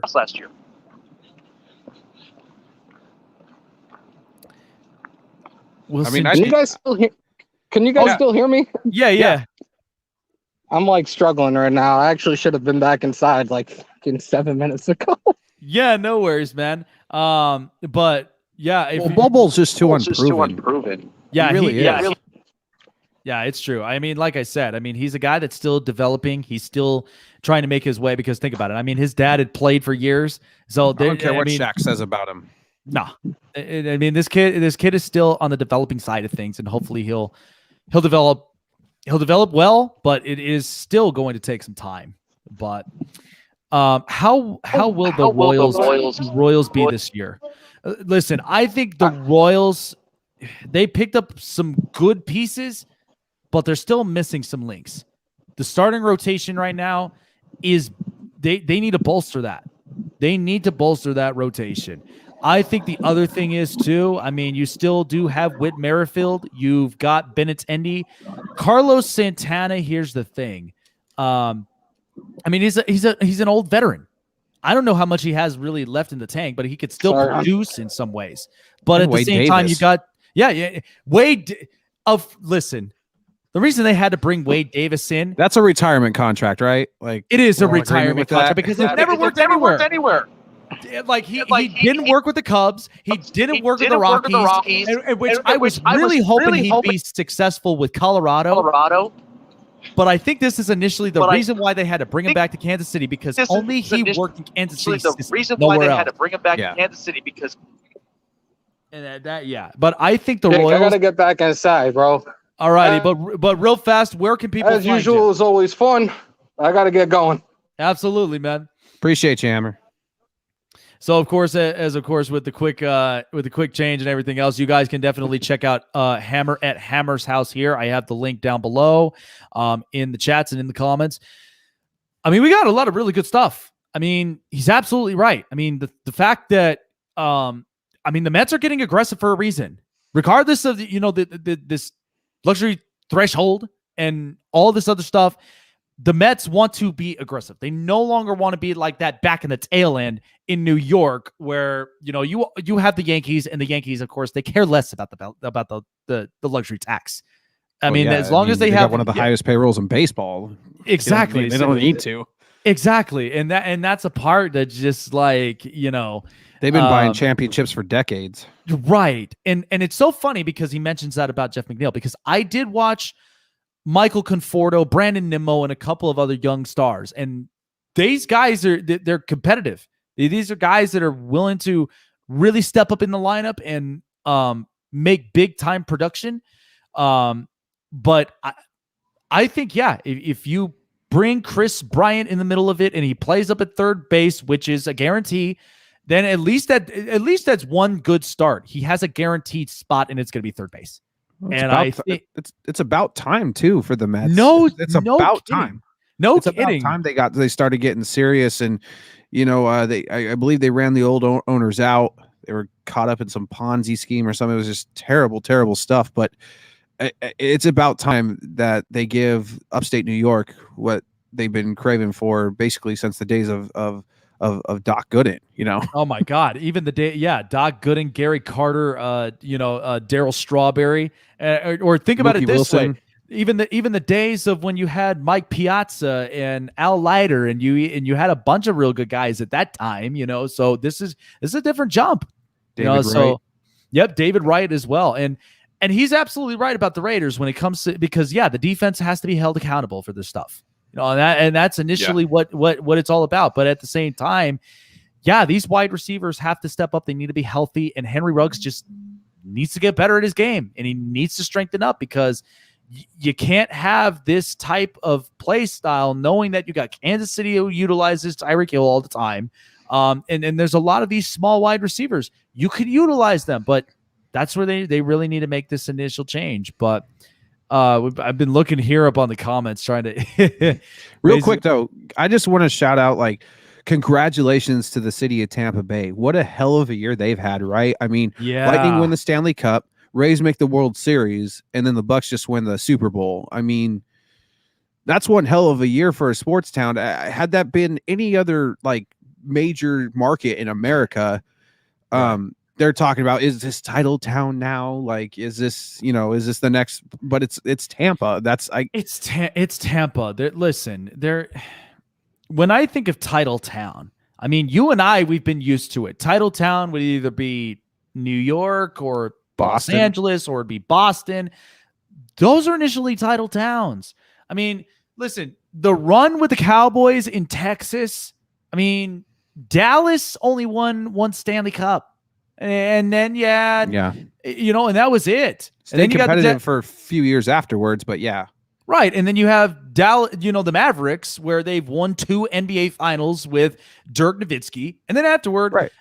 Now I will say this, that I love Luka Doncic. I think he's going to be the absolute difference maker in this franchise. And I said this, he'll be MVP, and I do think he will lead the team to winning potentially a championship, as long as they put the right pieces, because I love that they put in Kristaps Porzingis. I hope he stays healthy. And Tim Hardaway. I loved watching Tim Hardaway Jr. in last year's playoffs. I thought, and it was unfortunate with Seth Curry going to Philadelphia, but at the same time, I thought he stepped up in a big way. Doncic goes down on a slight injury, and at the same time, he put up the amount of points and with the amount of minutes that he had on the floor, I thought it was good. I thought he was really good. Yeah, I mean, him next to Nikola Jokic are probably the two of the best players in the entire league right now. I mean, obviously with the exception of LeBron James and all of that, but I mean, he's probably the best thing to happen to that franchise since Nowitzki, really. Okay, wait a minute, Charles. When? let me just break this down to you. Listen, I'm gonna be the surgeon here, okay? And this is gonna be death by 5,000 cuts, okay? And I hope you're ready for this, because listen, the Phoenix Suns had the opportunity. Steve Nash, Amari Stoudemire, they had pieces. What the hell? They couldn't even do anything with that. And they even had Shaq at one point. And then listen, the Arizona Diamondbacks, after the championship in 2001, they didn't really build upon it. And you lost Paul Goldschmidt. You lost J.D. Martinez. You lost a lot of really good rotation guys. I don't see that. That one World Series was just a lucky hit when it mattered the most. But I will say, Luis Gonzalez. But I will say that was the most thrilling and exciting World Series I've ever watched. I mean, they had the rotation to compete with the Yankees. I won't. They had Johnson and Schilling, and they had the arms to compete with New York. But what it really boiled down to was just one bad pitch that basically ended it all. Right, and then you got the Arizona Coyotes. Like, listen, they got rid of a lot of people. And if you really think Phil Kessel is going to lead the charge with the Coyotes, you're going to be sadly mistaken. There are too many young kids that are developing right now. That team is in a cap hell thanks to John Chaika. With what he did to that team, yes, they are going to be reveling for that for a while. He left them in a bad way in multiple ways. Like, they're going to have to unravel that spool 10 ways to Sunday before they even get close to even thinking about competing again. And by the way, if you don't know Charles here, Jeremy, because this guy, he loves to rant and rave about Darcy Kemper. He loves to rant. I mean, and rave Darcy about Kemper is a solid goalie. There's no denying that. Yeah. But is he like going to win the Vezina? Probably not. You know, but he is a good, solid. The problem is the Coyotes, they ask him to stand on his head way too much, and they don't have the talent to back it. They just don't. They don't. They really don't. There's a lot of amazing goalies that are on really not so good teams. I mean, Holtby just went to the Canucks, and they're terrible. Oh God, the Canucks are out. I knew this was going to unravel for Vancouver. I really did, because listen, last year and the run that they had, they did. Look, Thatcher, Demko. Okay, he had a momentum. Okay, they lost too many key pieces. Yeah, they lost way too many key pieces. And by the way, I mean, I do like Quinn Hughes. I really do. And I think he's going to be a really good kid for the next couple of years. But defense is going to, and defense is going to hold them accountable, because they have a lot of real good offensive pieces with JT Miller, Brock Besser, Bo Horvat. Lewis Hoglander. Yep. They've got, and Elias Pettersson. Yep. Elias Pettersson. Yeah. They got a lot of these guys. But again, like we mentioned, defense sometimes does win you championships when you need it. And initially, you got to have the guys that are willing to take the scores. Yeah, you need that back end to help out your goalie. You need some goalie support. And if you don't have that, I mean, your goalie can stand on his head sometimes, but he's not going to be able to bail you out night after night after night. And especially a long grinding season like the NHL is so compressed this year. I mean, it's you need a solid back end. You see the teams with solid back ends like Vegas, who are just running through the entire league. Right. And finally, the Arizona Coyotes or the Arizona Cardinals, my bad. You had the 1 year, okay? The one real good year where I thought that was momentum. And then initially, after the catch and everything else, that unraveled. They had not been competitive since. They have a horrible offensive line. The defense still needs to end up, the defense still has to be reshaped. Well, Patrick Peterson is gone. Yeah. Presumably he's gone. So there you pretty much just lost the heart of your secondary right there. The only person now that you have really now put so much reliance on is Budda Baker. Yeah. That it's just like it's really, really crazy. Like, but to think they only missed the playoffs by one game. They controlled their own destiny at the end, and they just couldn't get it done against a very weak 49ers team that was severely just hammered with injuries. And it should have been it was their game to win. It really was. And they had it in the palm of their hands, and they just couldn't get it done. No, they could not get. For that reason alone, there's rumblings in Arizona that not a lot of people are too happy with Kyler Murray. They're just not. Well, see, that's the thing, because this comes back to the same conversation. Whether you have Kyler Murray or you have Josh Rosen, that offensive line is not protecting you. And at the same time, too, Kyler Murray and Cliff Kingsbury, because Arizona's got to make this thing work. They've got to. They're in a position where their backs are against the wall. And if they can't make this thing work, Arizona is just going to be one of those places where it's just going to be one of those rebuilding teams, and they ain't going to see a championship in like probably the next 10 years or so. That's just honesty. Look, he's like, we just have to make the playoffs and we can beat anybody. For the Coyotes, are you out of your mind? I mean, it's just not. I mean, you got Oliver Ekman-Larsson, who's on a terrible. He's on the back end of his career. Phil Kessel. You got Clayton Keller, who it's like it's so much pressure on his shoulders. He's probably one of the only bright spots on that forward line. He's going to be something really special going forward. I believe that wholeheartedly, but it's just there's just not enough support there for it. There's just not. that guy could have a 60, 70 goal season, and the Coyotes will still not make the playoffs. Exactly. Because think about it. You're talking about stable organizations like St. Louis, Vegas, and Colorado. Like those are and Colorado's in the position. Yeah, it's very hard to compete with that. And with what happened in the front office, that's a lot to recover from. And I don't think Arizona is really going to recover well. They're not. I don't either. I don't know what Arizona was thinking anyway by letting a guy who's only like 25 years old be a GM for your team. Like I know he was highly touted as this highly analytical guy coming forward, but he did nothing but absolutely terrorize that team. Like they had the whole situation with the draft pick and then the tampering, and you're just signing players and veterans past their prime. Yeah. Like Oliver Ekman-Larsson was a pretty big deal, but it's clear that he's not going to have the production of past, and neither is Phil Kessel. Kessel's one. You get those guys on your team to give you do it like a Joe Thornton in Toronto. It's just a nice little bonus for that veteran leadership in the locker room. You like having those guys in the room to lead the young guys and to show them. You don't bring them on because you think they're gonna post up the production that they have 5 years ago. Because hockey's one of those sports where the grind of it rears its ugly head on an old body. It does. I mean, look at Joe Thornton this year. He's out without a fractured rib, and the Maple Leafs have no idea when he's coming back. Yeah, I mean because a rib is one of those injuries where it could take months, it could take weeks. It just all they can do is wrap it and say let it heal. They can't. There's no surgery. There's no nothing that can fix that. You just got to wrap it and let it heal. Right, exactly. And even to point out to Ty Walker with this one, with the Vegas loss to St. Listen, that's one game. That hasn't even become a complete series.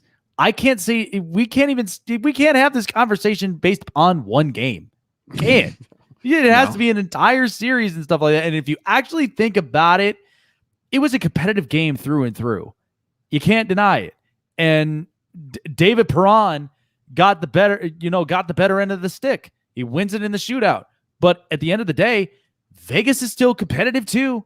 They show no signs of backing down whatsoever. They continue to fight. And that's initially what's going to happen. And I mean, they got Mark Stone, Pacioretty. They got way too many highly offensive, powerful guys and a really good back end as well to just let it all unravel. Yeah, exactly. And regardless, Ty, it's one game. Like one game in a compressed, condensed schedule. And that's what happened. That's getting even more condensed. Quite honestly, I mean, Vegas has their problems. Obviously, with COVID, they're out for a while because they keep having COVID problems. But at the same time, you can't. One game out of even 65 is still very micro. This is interesting. You had to overpay some of those players to build a culture. Coyotes' culture is good now. That makes no sense. No. I'm a little befuddled by. I'm befuddled. You should never overpay any player at all. And by the way, Charles, when you say that you're going to be better than the Wild and the Blues, well, of course everybody's going to be better than the Wild. I don't know about the Blues, man. When they get Tarasenko back, when they get Tarasenko back, that's going to be different. But again, it's the Minnesota Wild, for God's sakes. And the Wild are, to me, I had them creeping into that fourth spot to get into the playoffs. They got a really young, good core there. I love watching Kaprizov.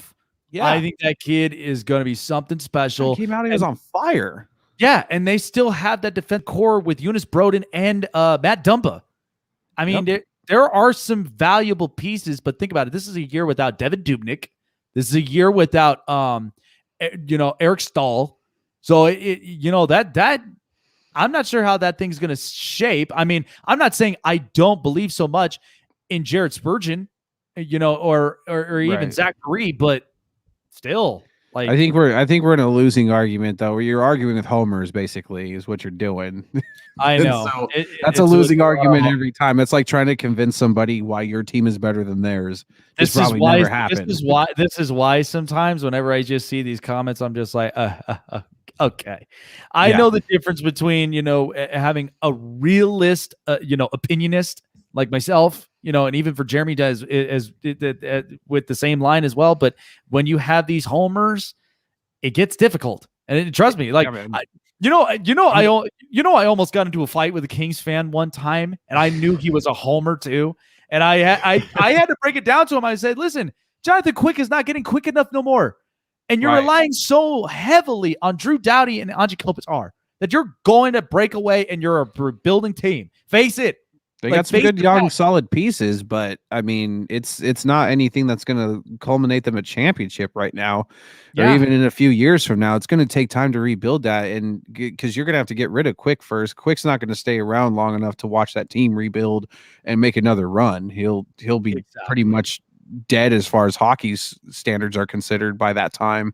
Like you're just going to have to settle for the fact that you're just in a rebuilding process, and this is part of it. It's growing pains. That's half the reason why you were a fan of the team that you are, is because you sit through the bad times in order to get to. That's what makes the good times that much more sweeter. Exactly. I mean, I've been waiting for an Avs Stanley Cup now for 19 years, 20 years now, and we're just getting now to a point where we're talking about it.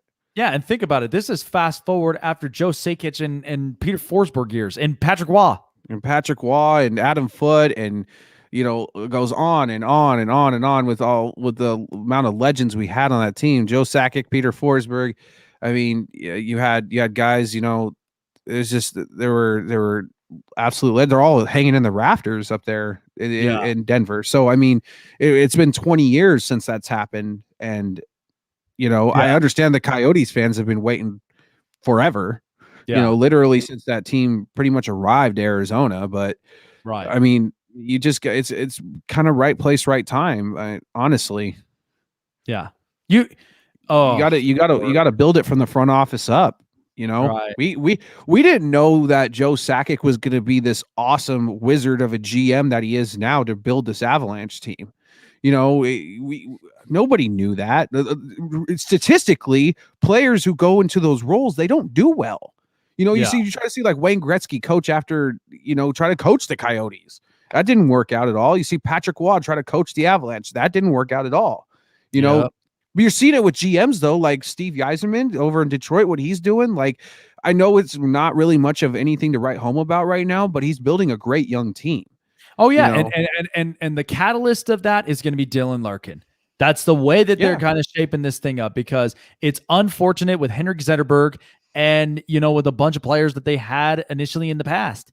But this is a team that after the Stanley Cup win, it just fell apart. They have to go through that as a team. Every single team through every single sport goes through that period where you have that old veterans, you have those veterans that are there to win and retire, and then you have those medium guys who are, they're hitting the prime of their career, and then you have the young guys. And once you get rid of those old veterans, you basically fall out of relevance for a while. It's not a monopolistic type structure here.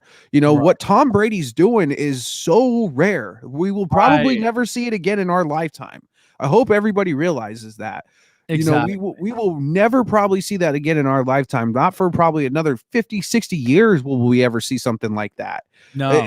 To that level, six titles, 7 titles, like you're not going to see it like that. What was it? 13 of the last 20 Super Bowls he's been in. Like that's ridiculous. You'll never really see that ever again. That's a unicorn.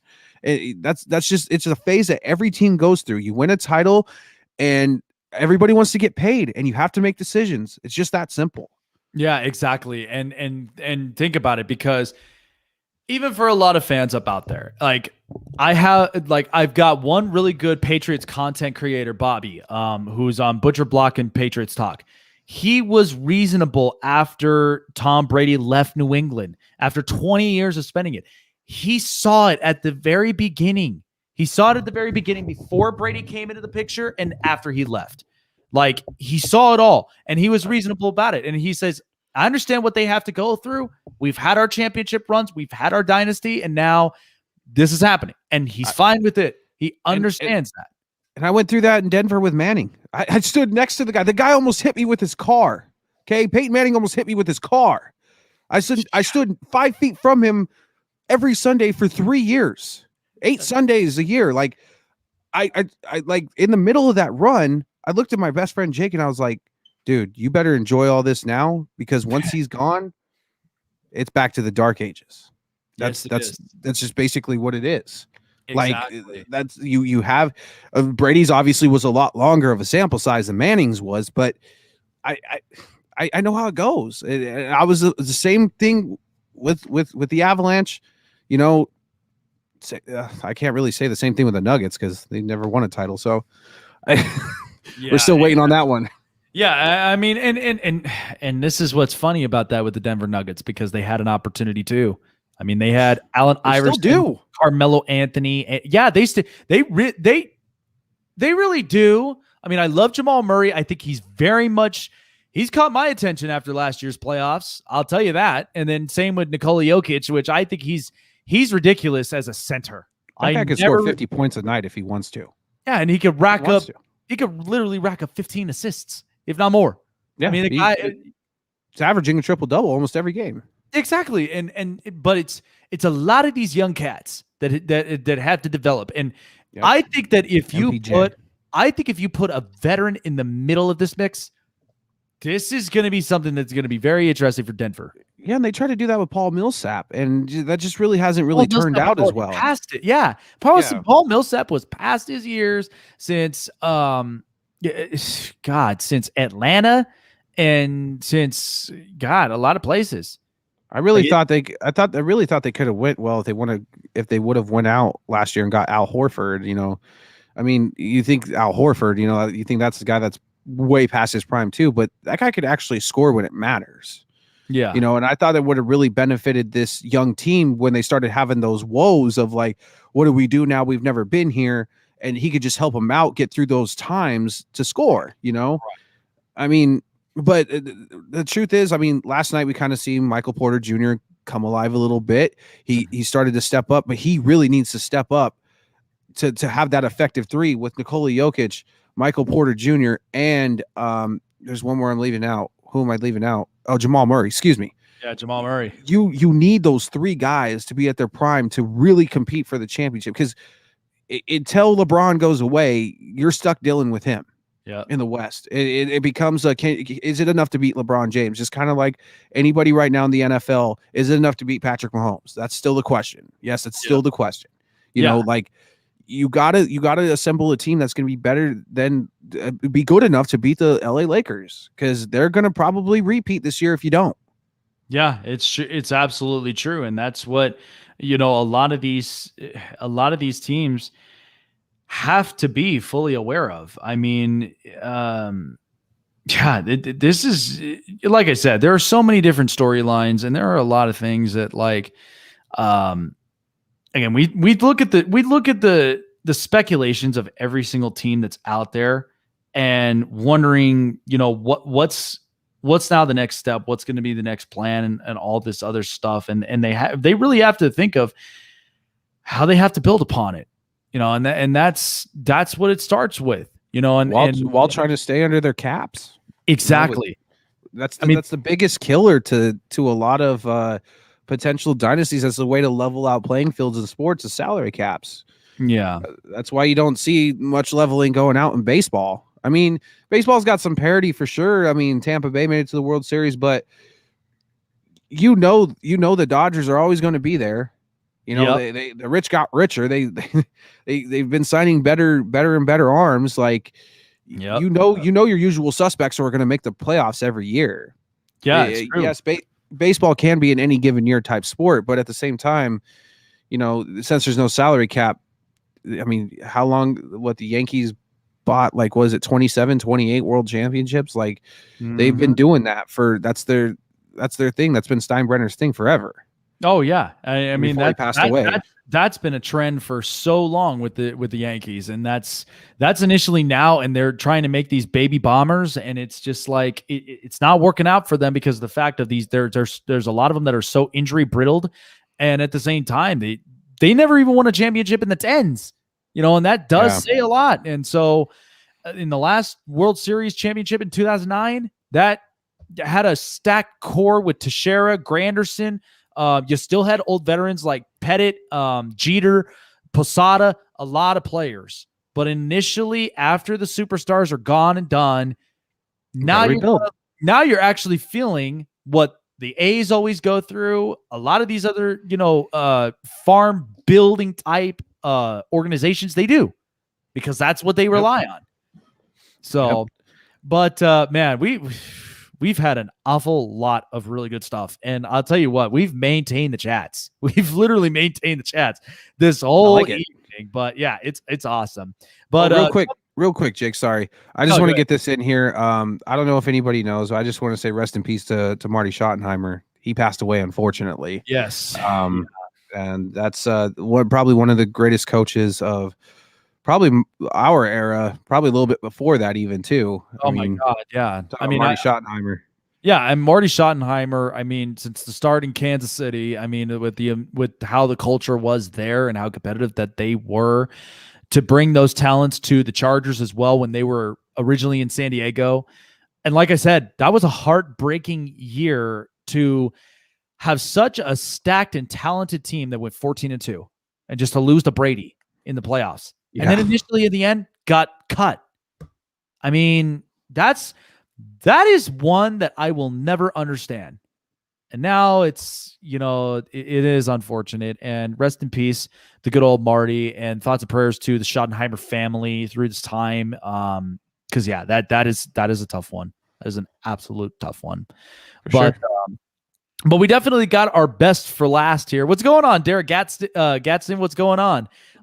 We do have our best for last. I see you did end up getting yourself some cards up over here. So we're showcasing that here in these last final minutes that we have of the show before we wrap things up. So what seems to be cooking in the oven here, man? Because I know we've got at least a couple of real good cards up out there. And hey, I'll even explain a little bit of some predictions and what my thoughts may be for some of these players.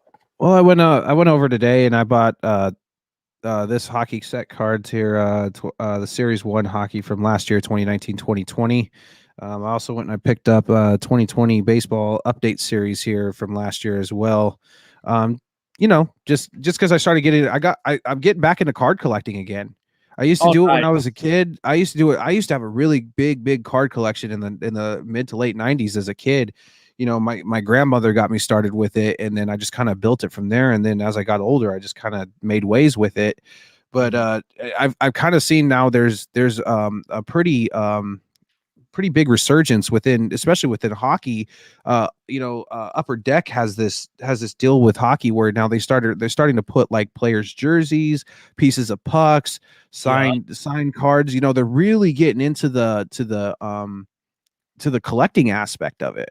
Yeah. And it's really making a resurgence in that. I mean, baseball kind of does it too. So does the NFL, but it's not as hardcore as hockey fans are. Hockey fans are really, really hardcore about collecting cards, apparently. And I'm a hockey guy. So I was like, what better time to get into it now? Because next year with the Kraken coming in, those are going to be first edition cards. Those are going to be worth a lot of money at some point, probably 20, 30 years. Those are going to be first editions for a new team.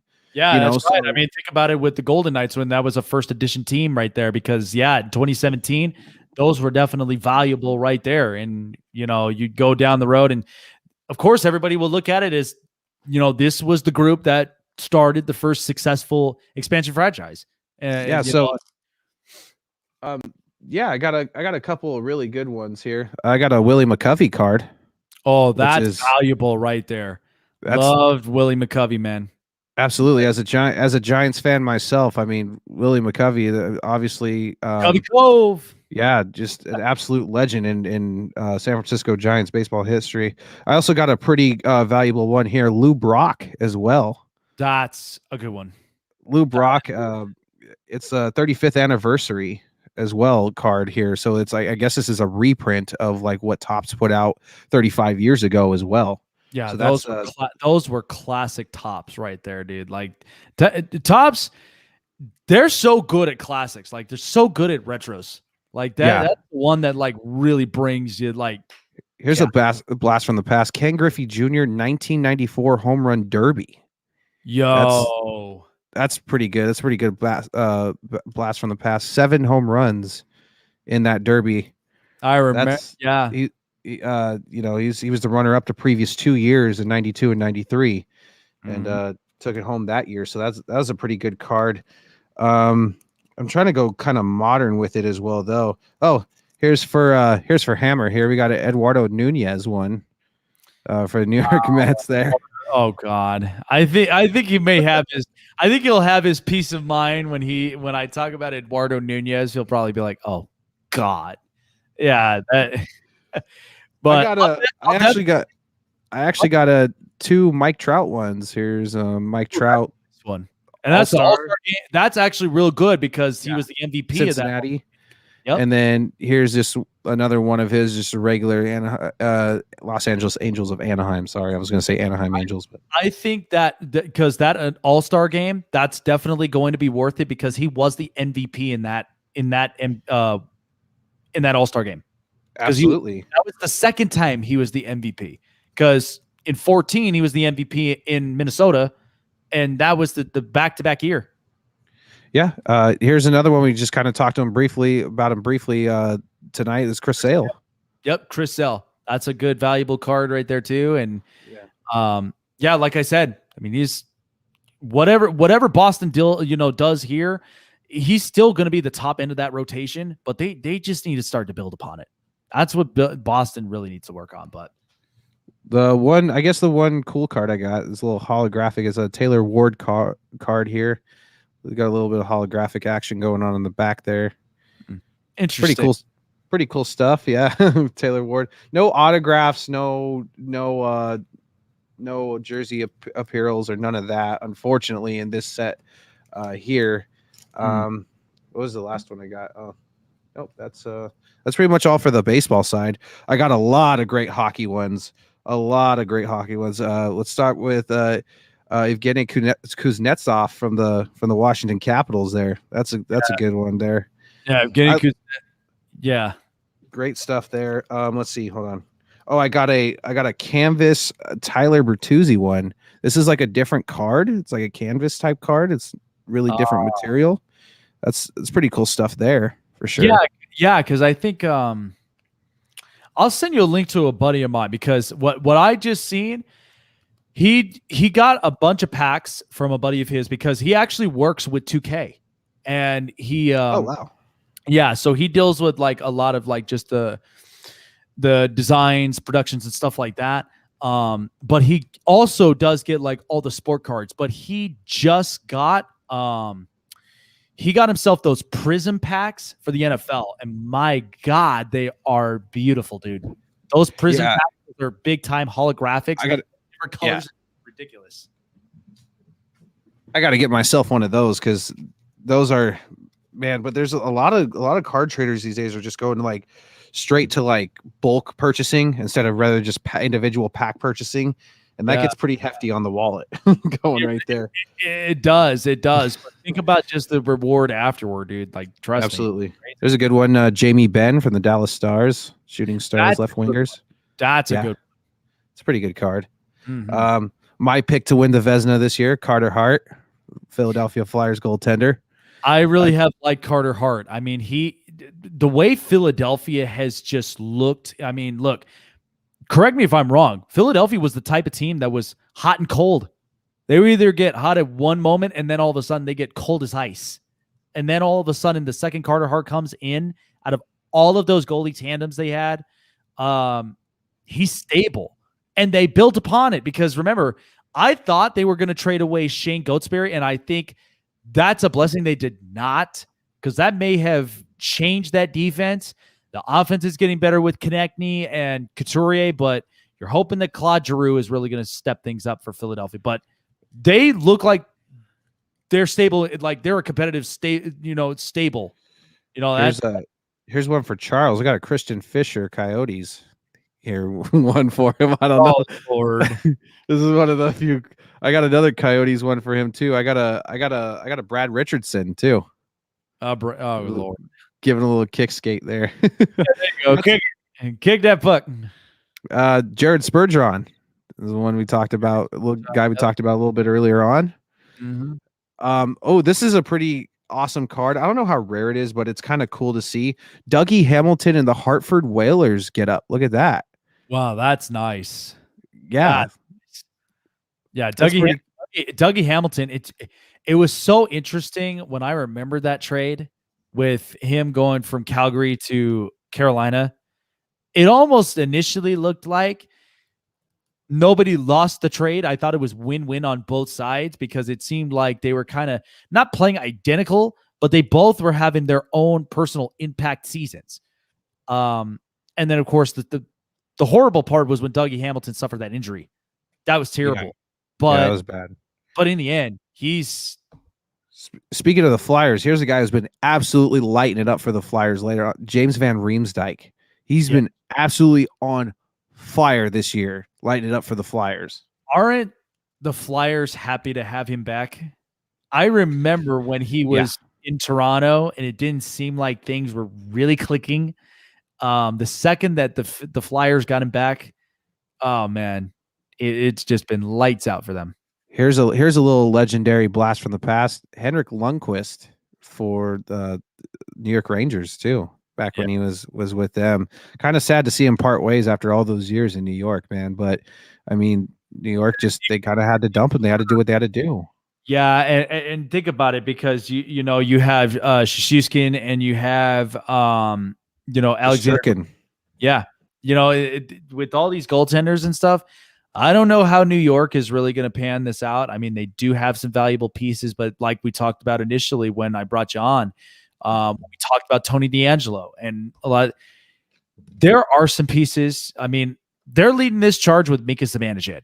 That's what it's looking like. Because think about it. This was a group that was coming off of Ryan McDonough, Rick Nash, Derek Stepan, and a lot of these guys. And then initially now they had to reload. They're hoping Lafreniere could be Rookie of the Year too. They're hoping he can win that Calder. I mean, he had a really few good years out coming from the Swedish leagues, but hopefully it hasn't really translated to the NHL yet. But hopefully it can. Got another good one, Brent Burns, San Jose Sharks. Brent Burns, yep. This is a good Series 1 checklist. Brad Marchand versus Ryan O'Reilly. There's some Blues action for you.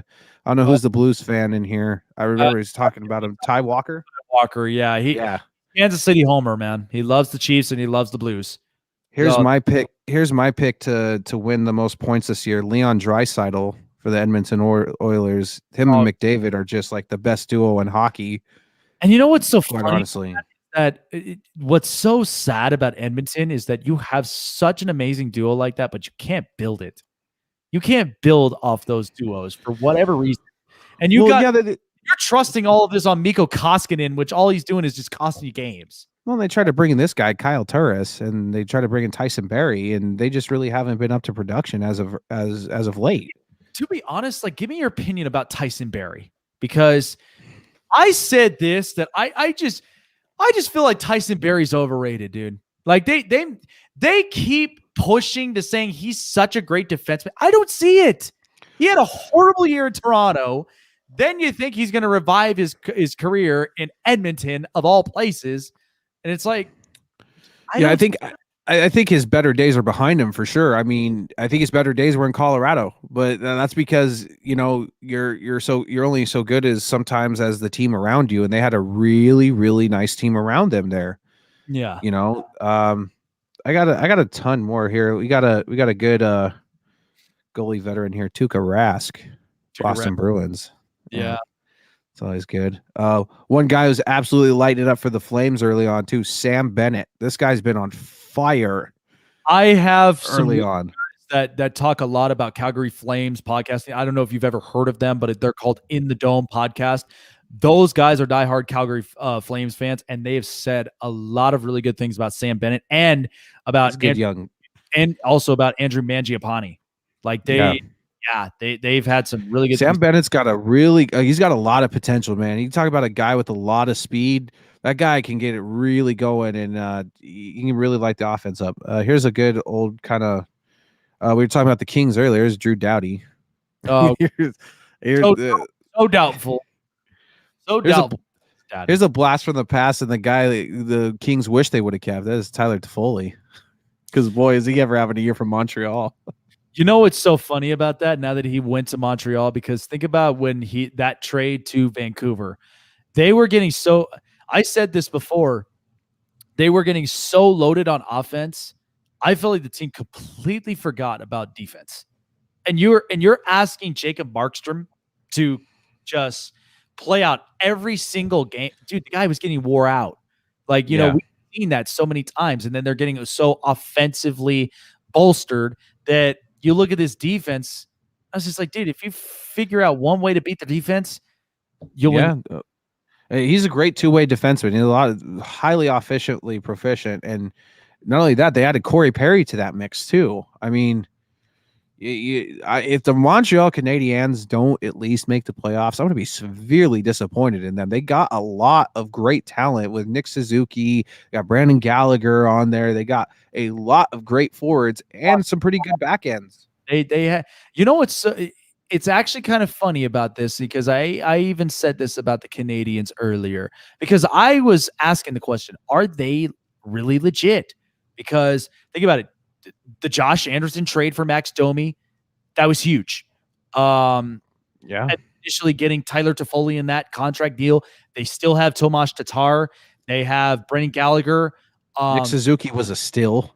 Nick Suzuki was an absolute steal. And I will say this because me from a Vegas perspective, when we got Max Pacioretty, that was a guy that I knew was going to be slow to start in the process because it was one that we just basically started this whole thing, and it hadn't even reached its peak yet.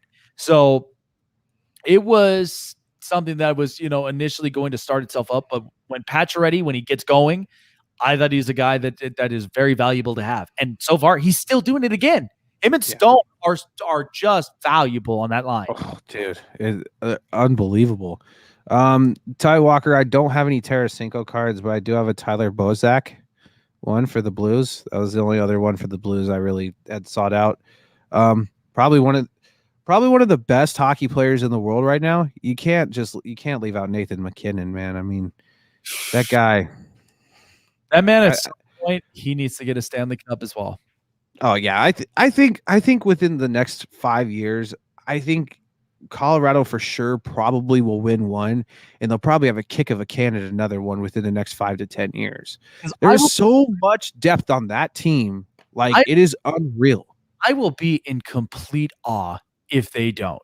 I would be in such complete awe if they don't, because that is an awful lot of talent all the way from the top down. With him, Landeskog, Rantanen, now Bo and Byram. Now you got Cale Makar still there. Yeah, you got a lot of great talent. Yeah, you got a lot. It's like a factory. What the Avalanche are doing with their farm, between their farm system and them. I mean, you still got Nazem Kadri still there. He's on his contract year too. So I mean, there's going to be some decisions for McKinnon's going to have to get repaid again. You got some decisions to make. Like, this is kind of the window. This is the window right now that the Avalanche are in. And what's so funny is the only person that I can feel so salty for is Pierre-Edouard Bellemare.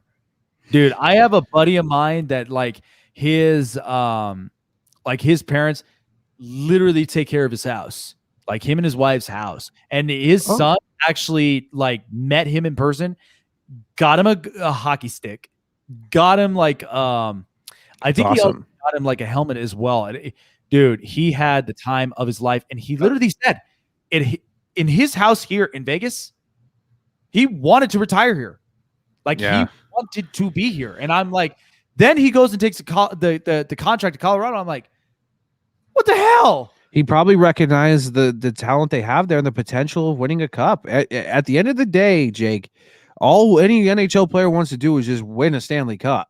He probably realized that opportunity may have been closing with Vegas, and he probably understood that, saw all the youth and all the good youth that the Avalanche have. It's not a knock against your team, by the way, but it's just what a lot of people are starting to recognize now with the Colorado Avalanche is that they have a ton of really good, really young players. Yeah. And there is so much longevity in that I don't blame any player for wanting to come here and be a part of that. I'm surprised Taylor Hall didn't want to come here in the offseason. There were a lot of rumors that the Avs were going to make a run at him, and then he goes off to Buffalo for God knows what reason. But you know what's so unfortunate about Taylor Hall And listen, if Edmonton fans and Devils fans, they could feel one way or the other. They could either be like, okay, thank God, or they could be salty because Edmonton, before Leon Draisaitl even came around the picture, It was Taylor Hall. It was Taylor Hall. It was. And Edmonton fans were pissed at that trade. They were so pissed. And then when I looked at what he did in Vegas, his first year as an expansion team, that kid was ridiculous. Well, yeah, they had the big three there at Edmonton. They had Connor McDavid, Ryan Nugent-Hopkins, and Taylor Hall. Yep. I mean, Nugent-Hopkins is still there, but you had those three big guys. I mean, they just couldn't get a good solid goalie or a back end to support him. They could not. And now you have Draisaitl. You know what's so funny is because they had Tyler Ennis and they had at one point Andreas and Thanasiu, and still and they lost the playoff game to freaking Chicago of all teams. And that's what really says a lot about a team. But when I look at it too with and to your point with Belmar, because what's so funny about that is that even though, because I loved watching Belmar play defensively, he stuck to the goaltender at all costs. And you know what's funny about that? When the Knights got Alec Martinez from the Kings, he reminded me so much of what Belmar did because of the way you just see how protective he is on defense. And he's a guy that's like, no puck is going to get past me. And that's the mentality that he has. And what's so funny about that, even if he left, the Knights went to the Stanley Cup. They went to the Western Conference Finals. Yep. Yeah. Well, good news about Belmar too. I was just listening to Colorado Sports Talk Radio this morning. He is going to be back. Bednar said Coach Jared Bednar said he's going to be back. Whenever the Avs resume playing, they were supposed to go to Vegas this weekend. Now that's probably not going to happen because Vegas is having COVID problems. So the Avs are more than likely probably going to get 2 weeks fully off because of COVID. But Belmar, it looked nasty with that injury he took in Minnesota, but now he looks to be just fine. So it's been a blessing in disguise this break has for the Avalanche because it's given, we had McKinnon hurt, we had Belmar hurt, we had Eric Johnson hurt again. So it's like it's given those players time to rest and time to get back on the ice. All three of those players will be back. So right, exactly. Well, folks, I mean, like we said, we had another great night and another great content as well that's getting up out there on the Spotlight Sports Network. And we really do appreciate every single one of you guys that have been on here with us tonight. It definitely carried over for a long time, but hey, I enjoy this. Oh man, so do I. I mean, this is initially what, like I said, I look to at some point put a career on this, and that's one day that will definitely get up out there, man. But when that opportunity does come up, yeah, it's going to be something special. I mean, my wife gets mad at me every time, but it's worth it. Hey, there you go. Well, we really do appreciate it, you guys. Thank you so much for joining myself and with Jeremy Case as well. We hope you guys have a great night. Stay safe. Continue to stay safe and healthy as well. And we will see you guys back on Monday when we have our show back up on the Spotlight Sports Network as well. Do keep in track because we will have picks and predictions for NXT for all of our wrestling fans up out there in the Goalie Zone. And of course, too, I will also be doing I'll be back to doing live play-by-play reactions for the Golden Knights against the San Jose Sharks, as that will be at 1 p.m. Pacific. Yeah, it's going to be fun stuff. You know what's so funny? Every time it's like the Knights are always facing the damn Ducks. Like, can we face another different opponent, please? It's like you had your shot to face us, and you just got COVID. Yeah, then COVID happened, and then we had the chance to play in San Jose also, and that game gets canceled and postponed. And I'm like, so finally it will be in San Jose. So that's gonna be fun. Listen, I'm gonna have my gummy sharks ready because I always do that as a tradition with the Sharks, messing with them. I had twice where I had two games. It was in the Stanley Cup playoffs and one that was regular season where they scored 7 goals. So I had like 7 gummy sharks that I was eating up, and I'm like still keeping on at them. I think they're the most punned on team in the NHL. They seriously are. They are like, as soon as the Baby Shark song got really big, it was the year I had season tickets for the Avs, and like every time like they take a penalty, they play the Baby Shark song for them. Every time when Evander Kane feels very little of himself, when you got Ryan Reeves up over there, go here, buddy, go here. I'm gonna give you right. They just get punned on so bad. And you know what though, it'll be exciting for the first.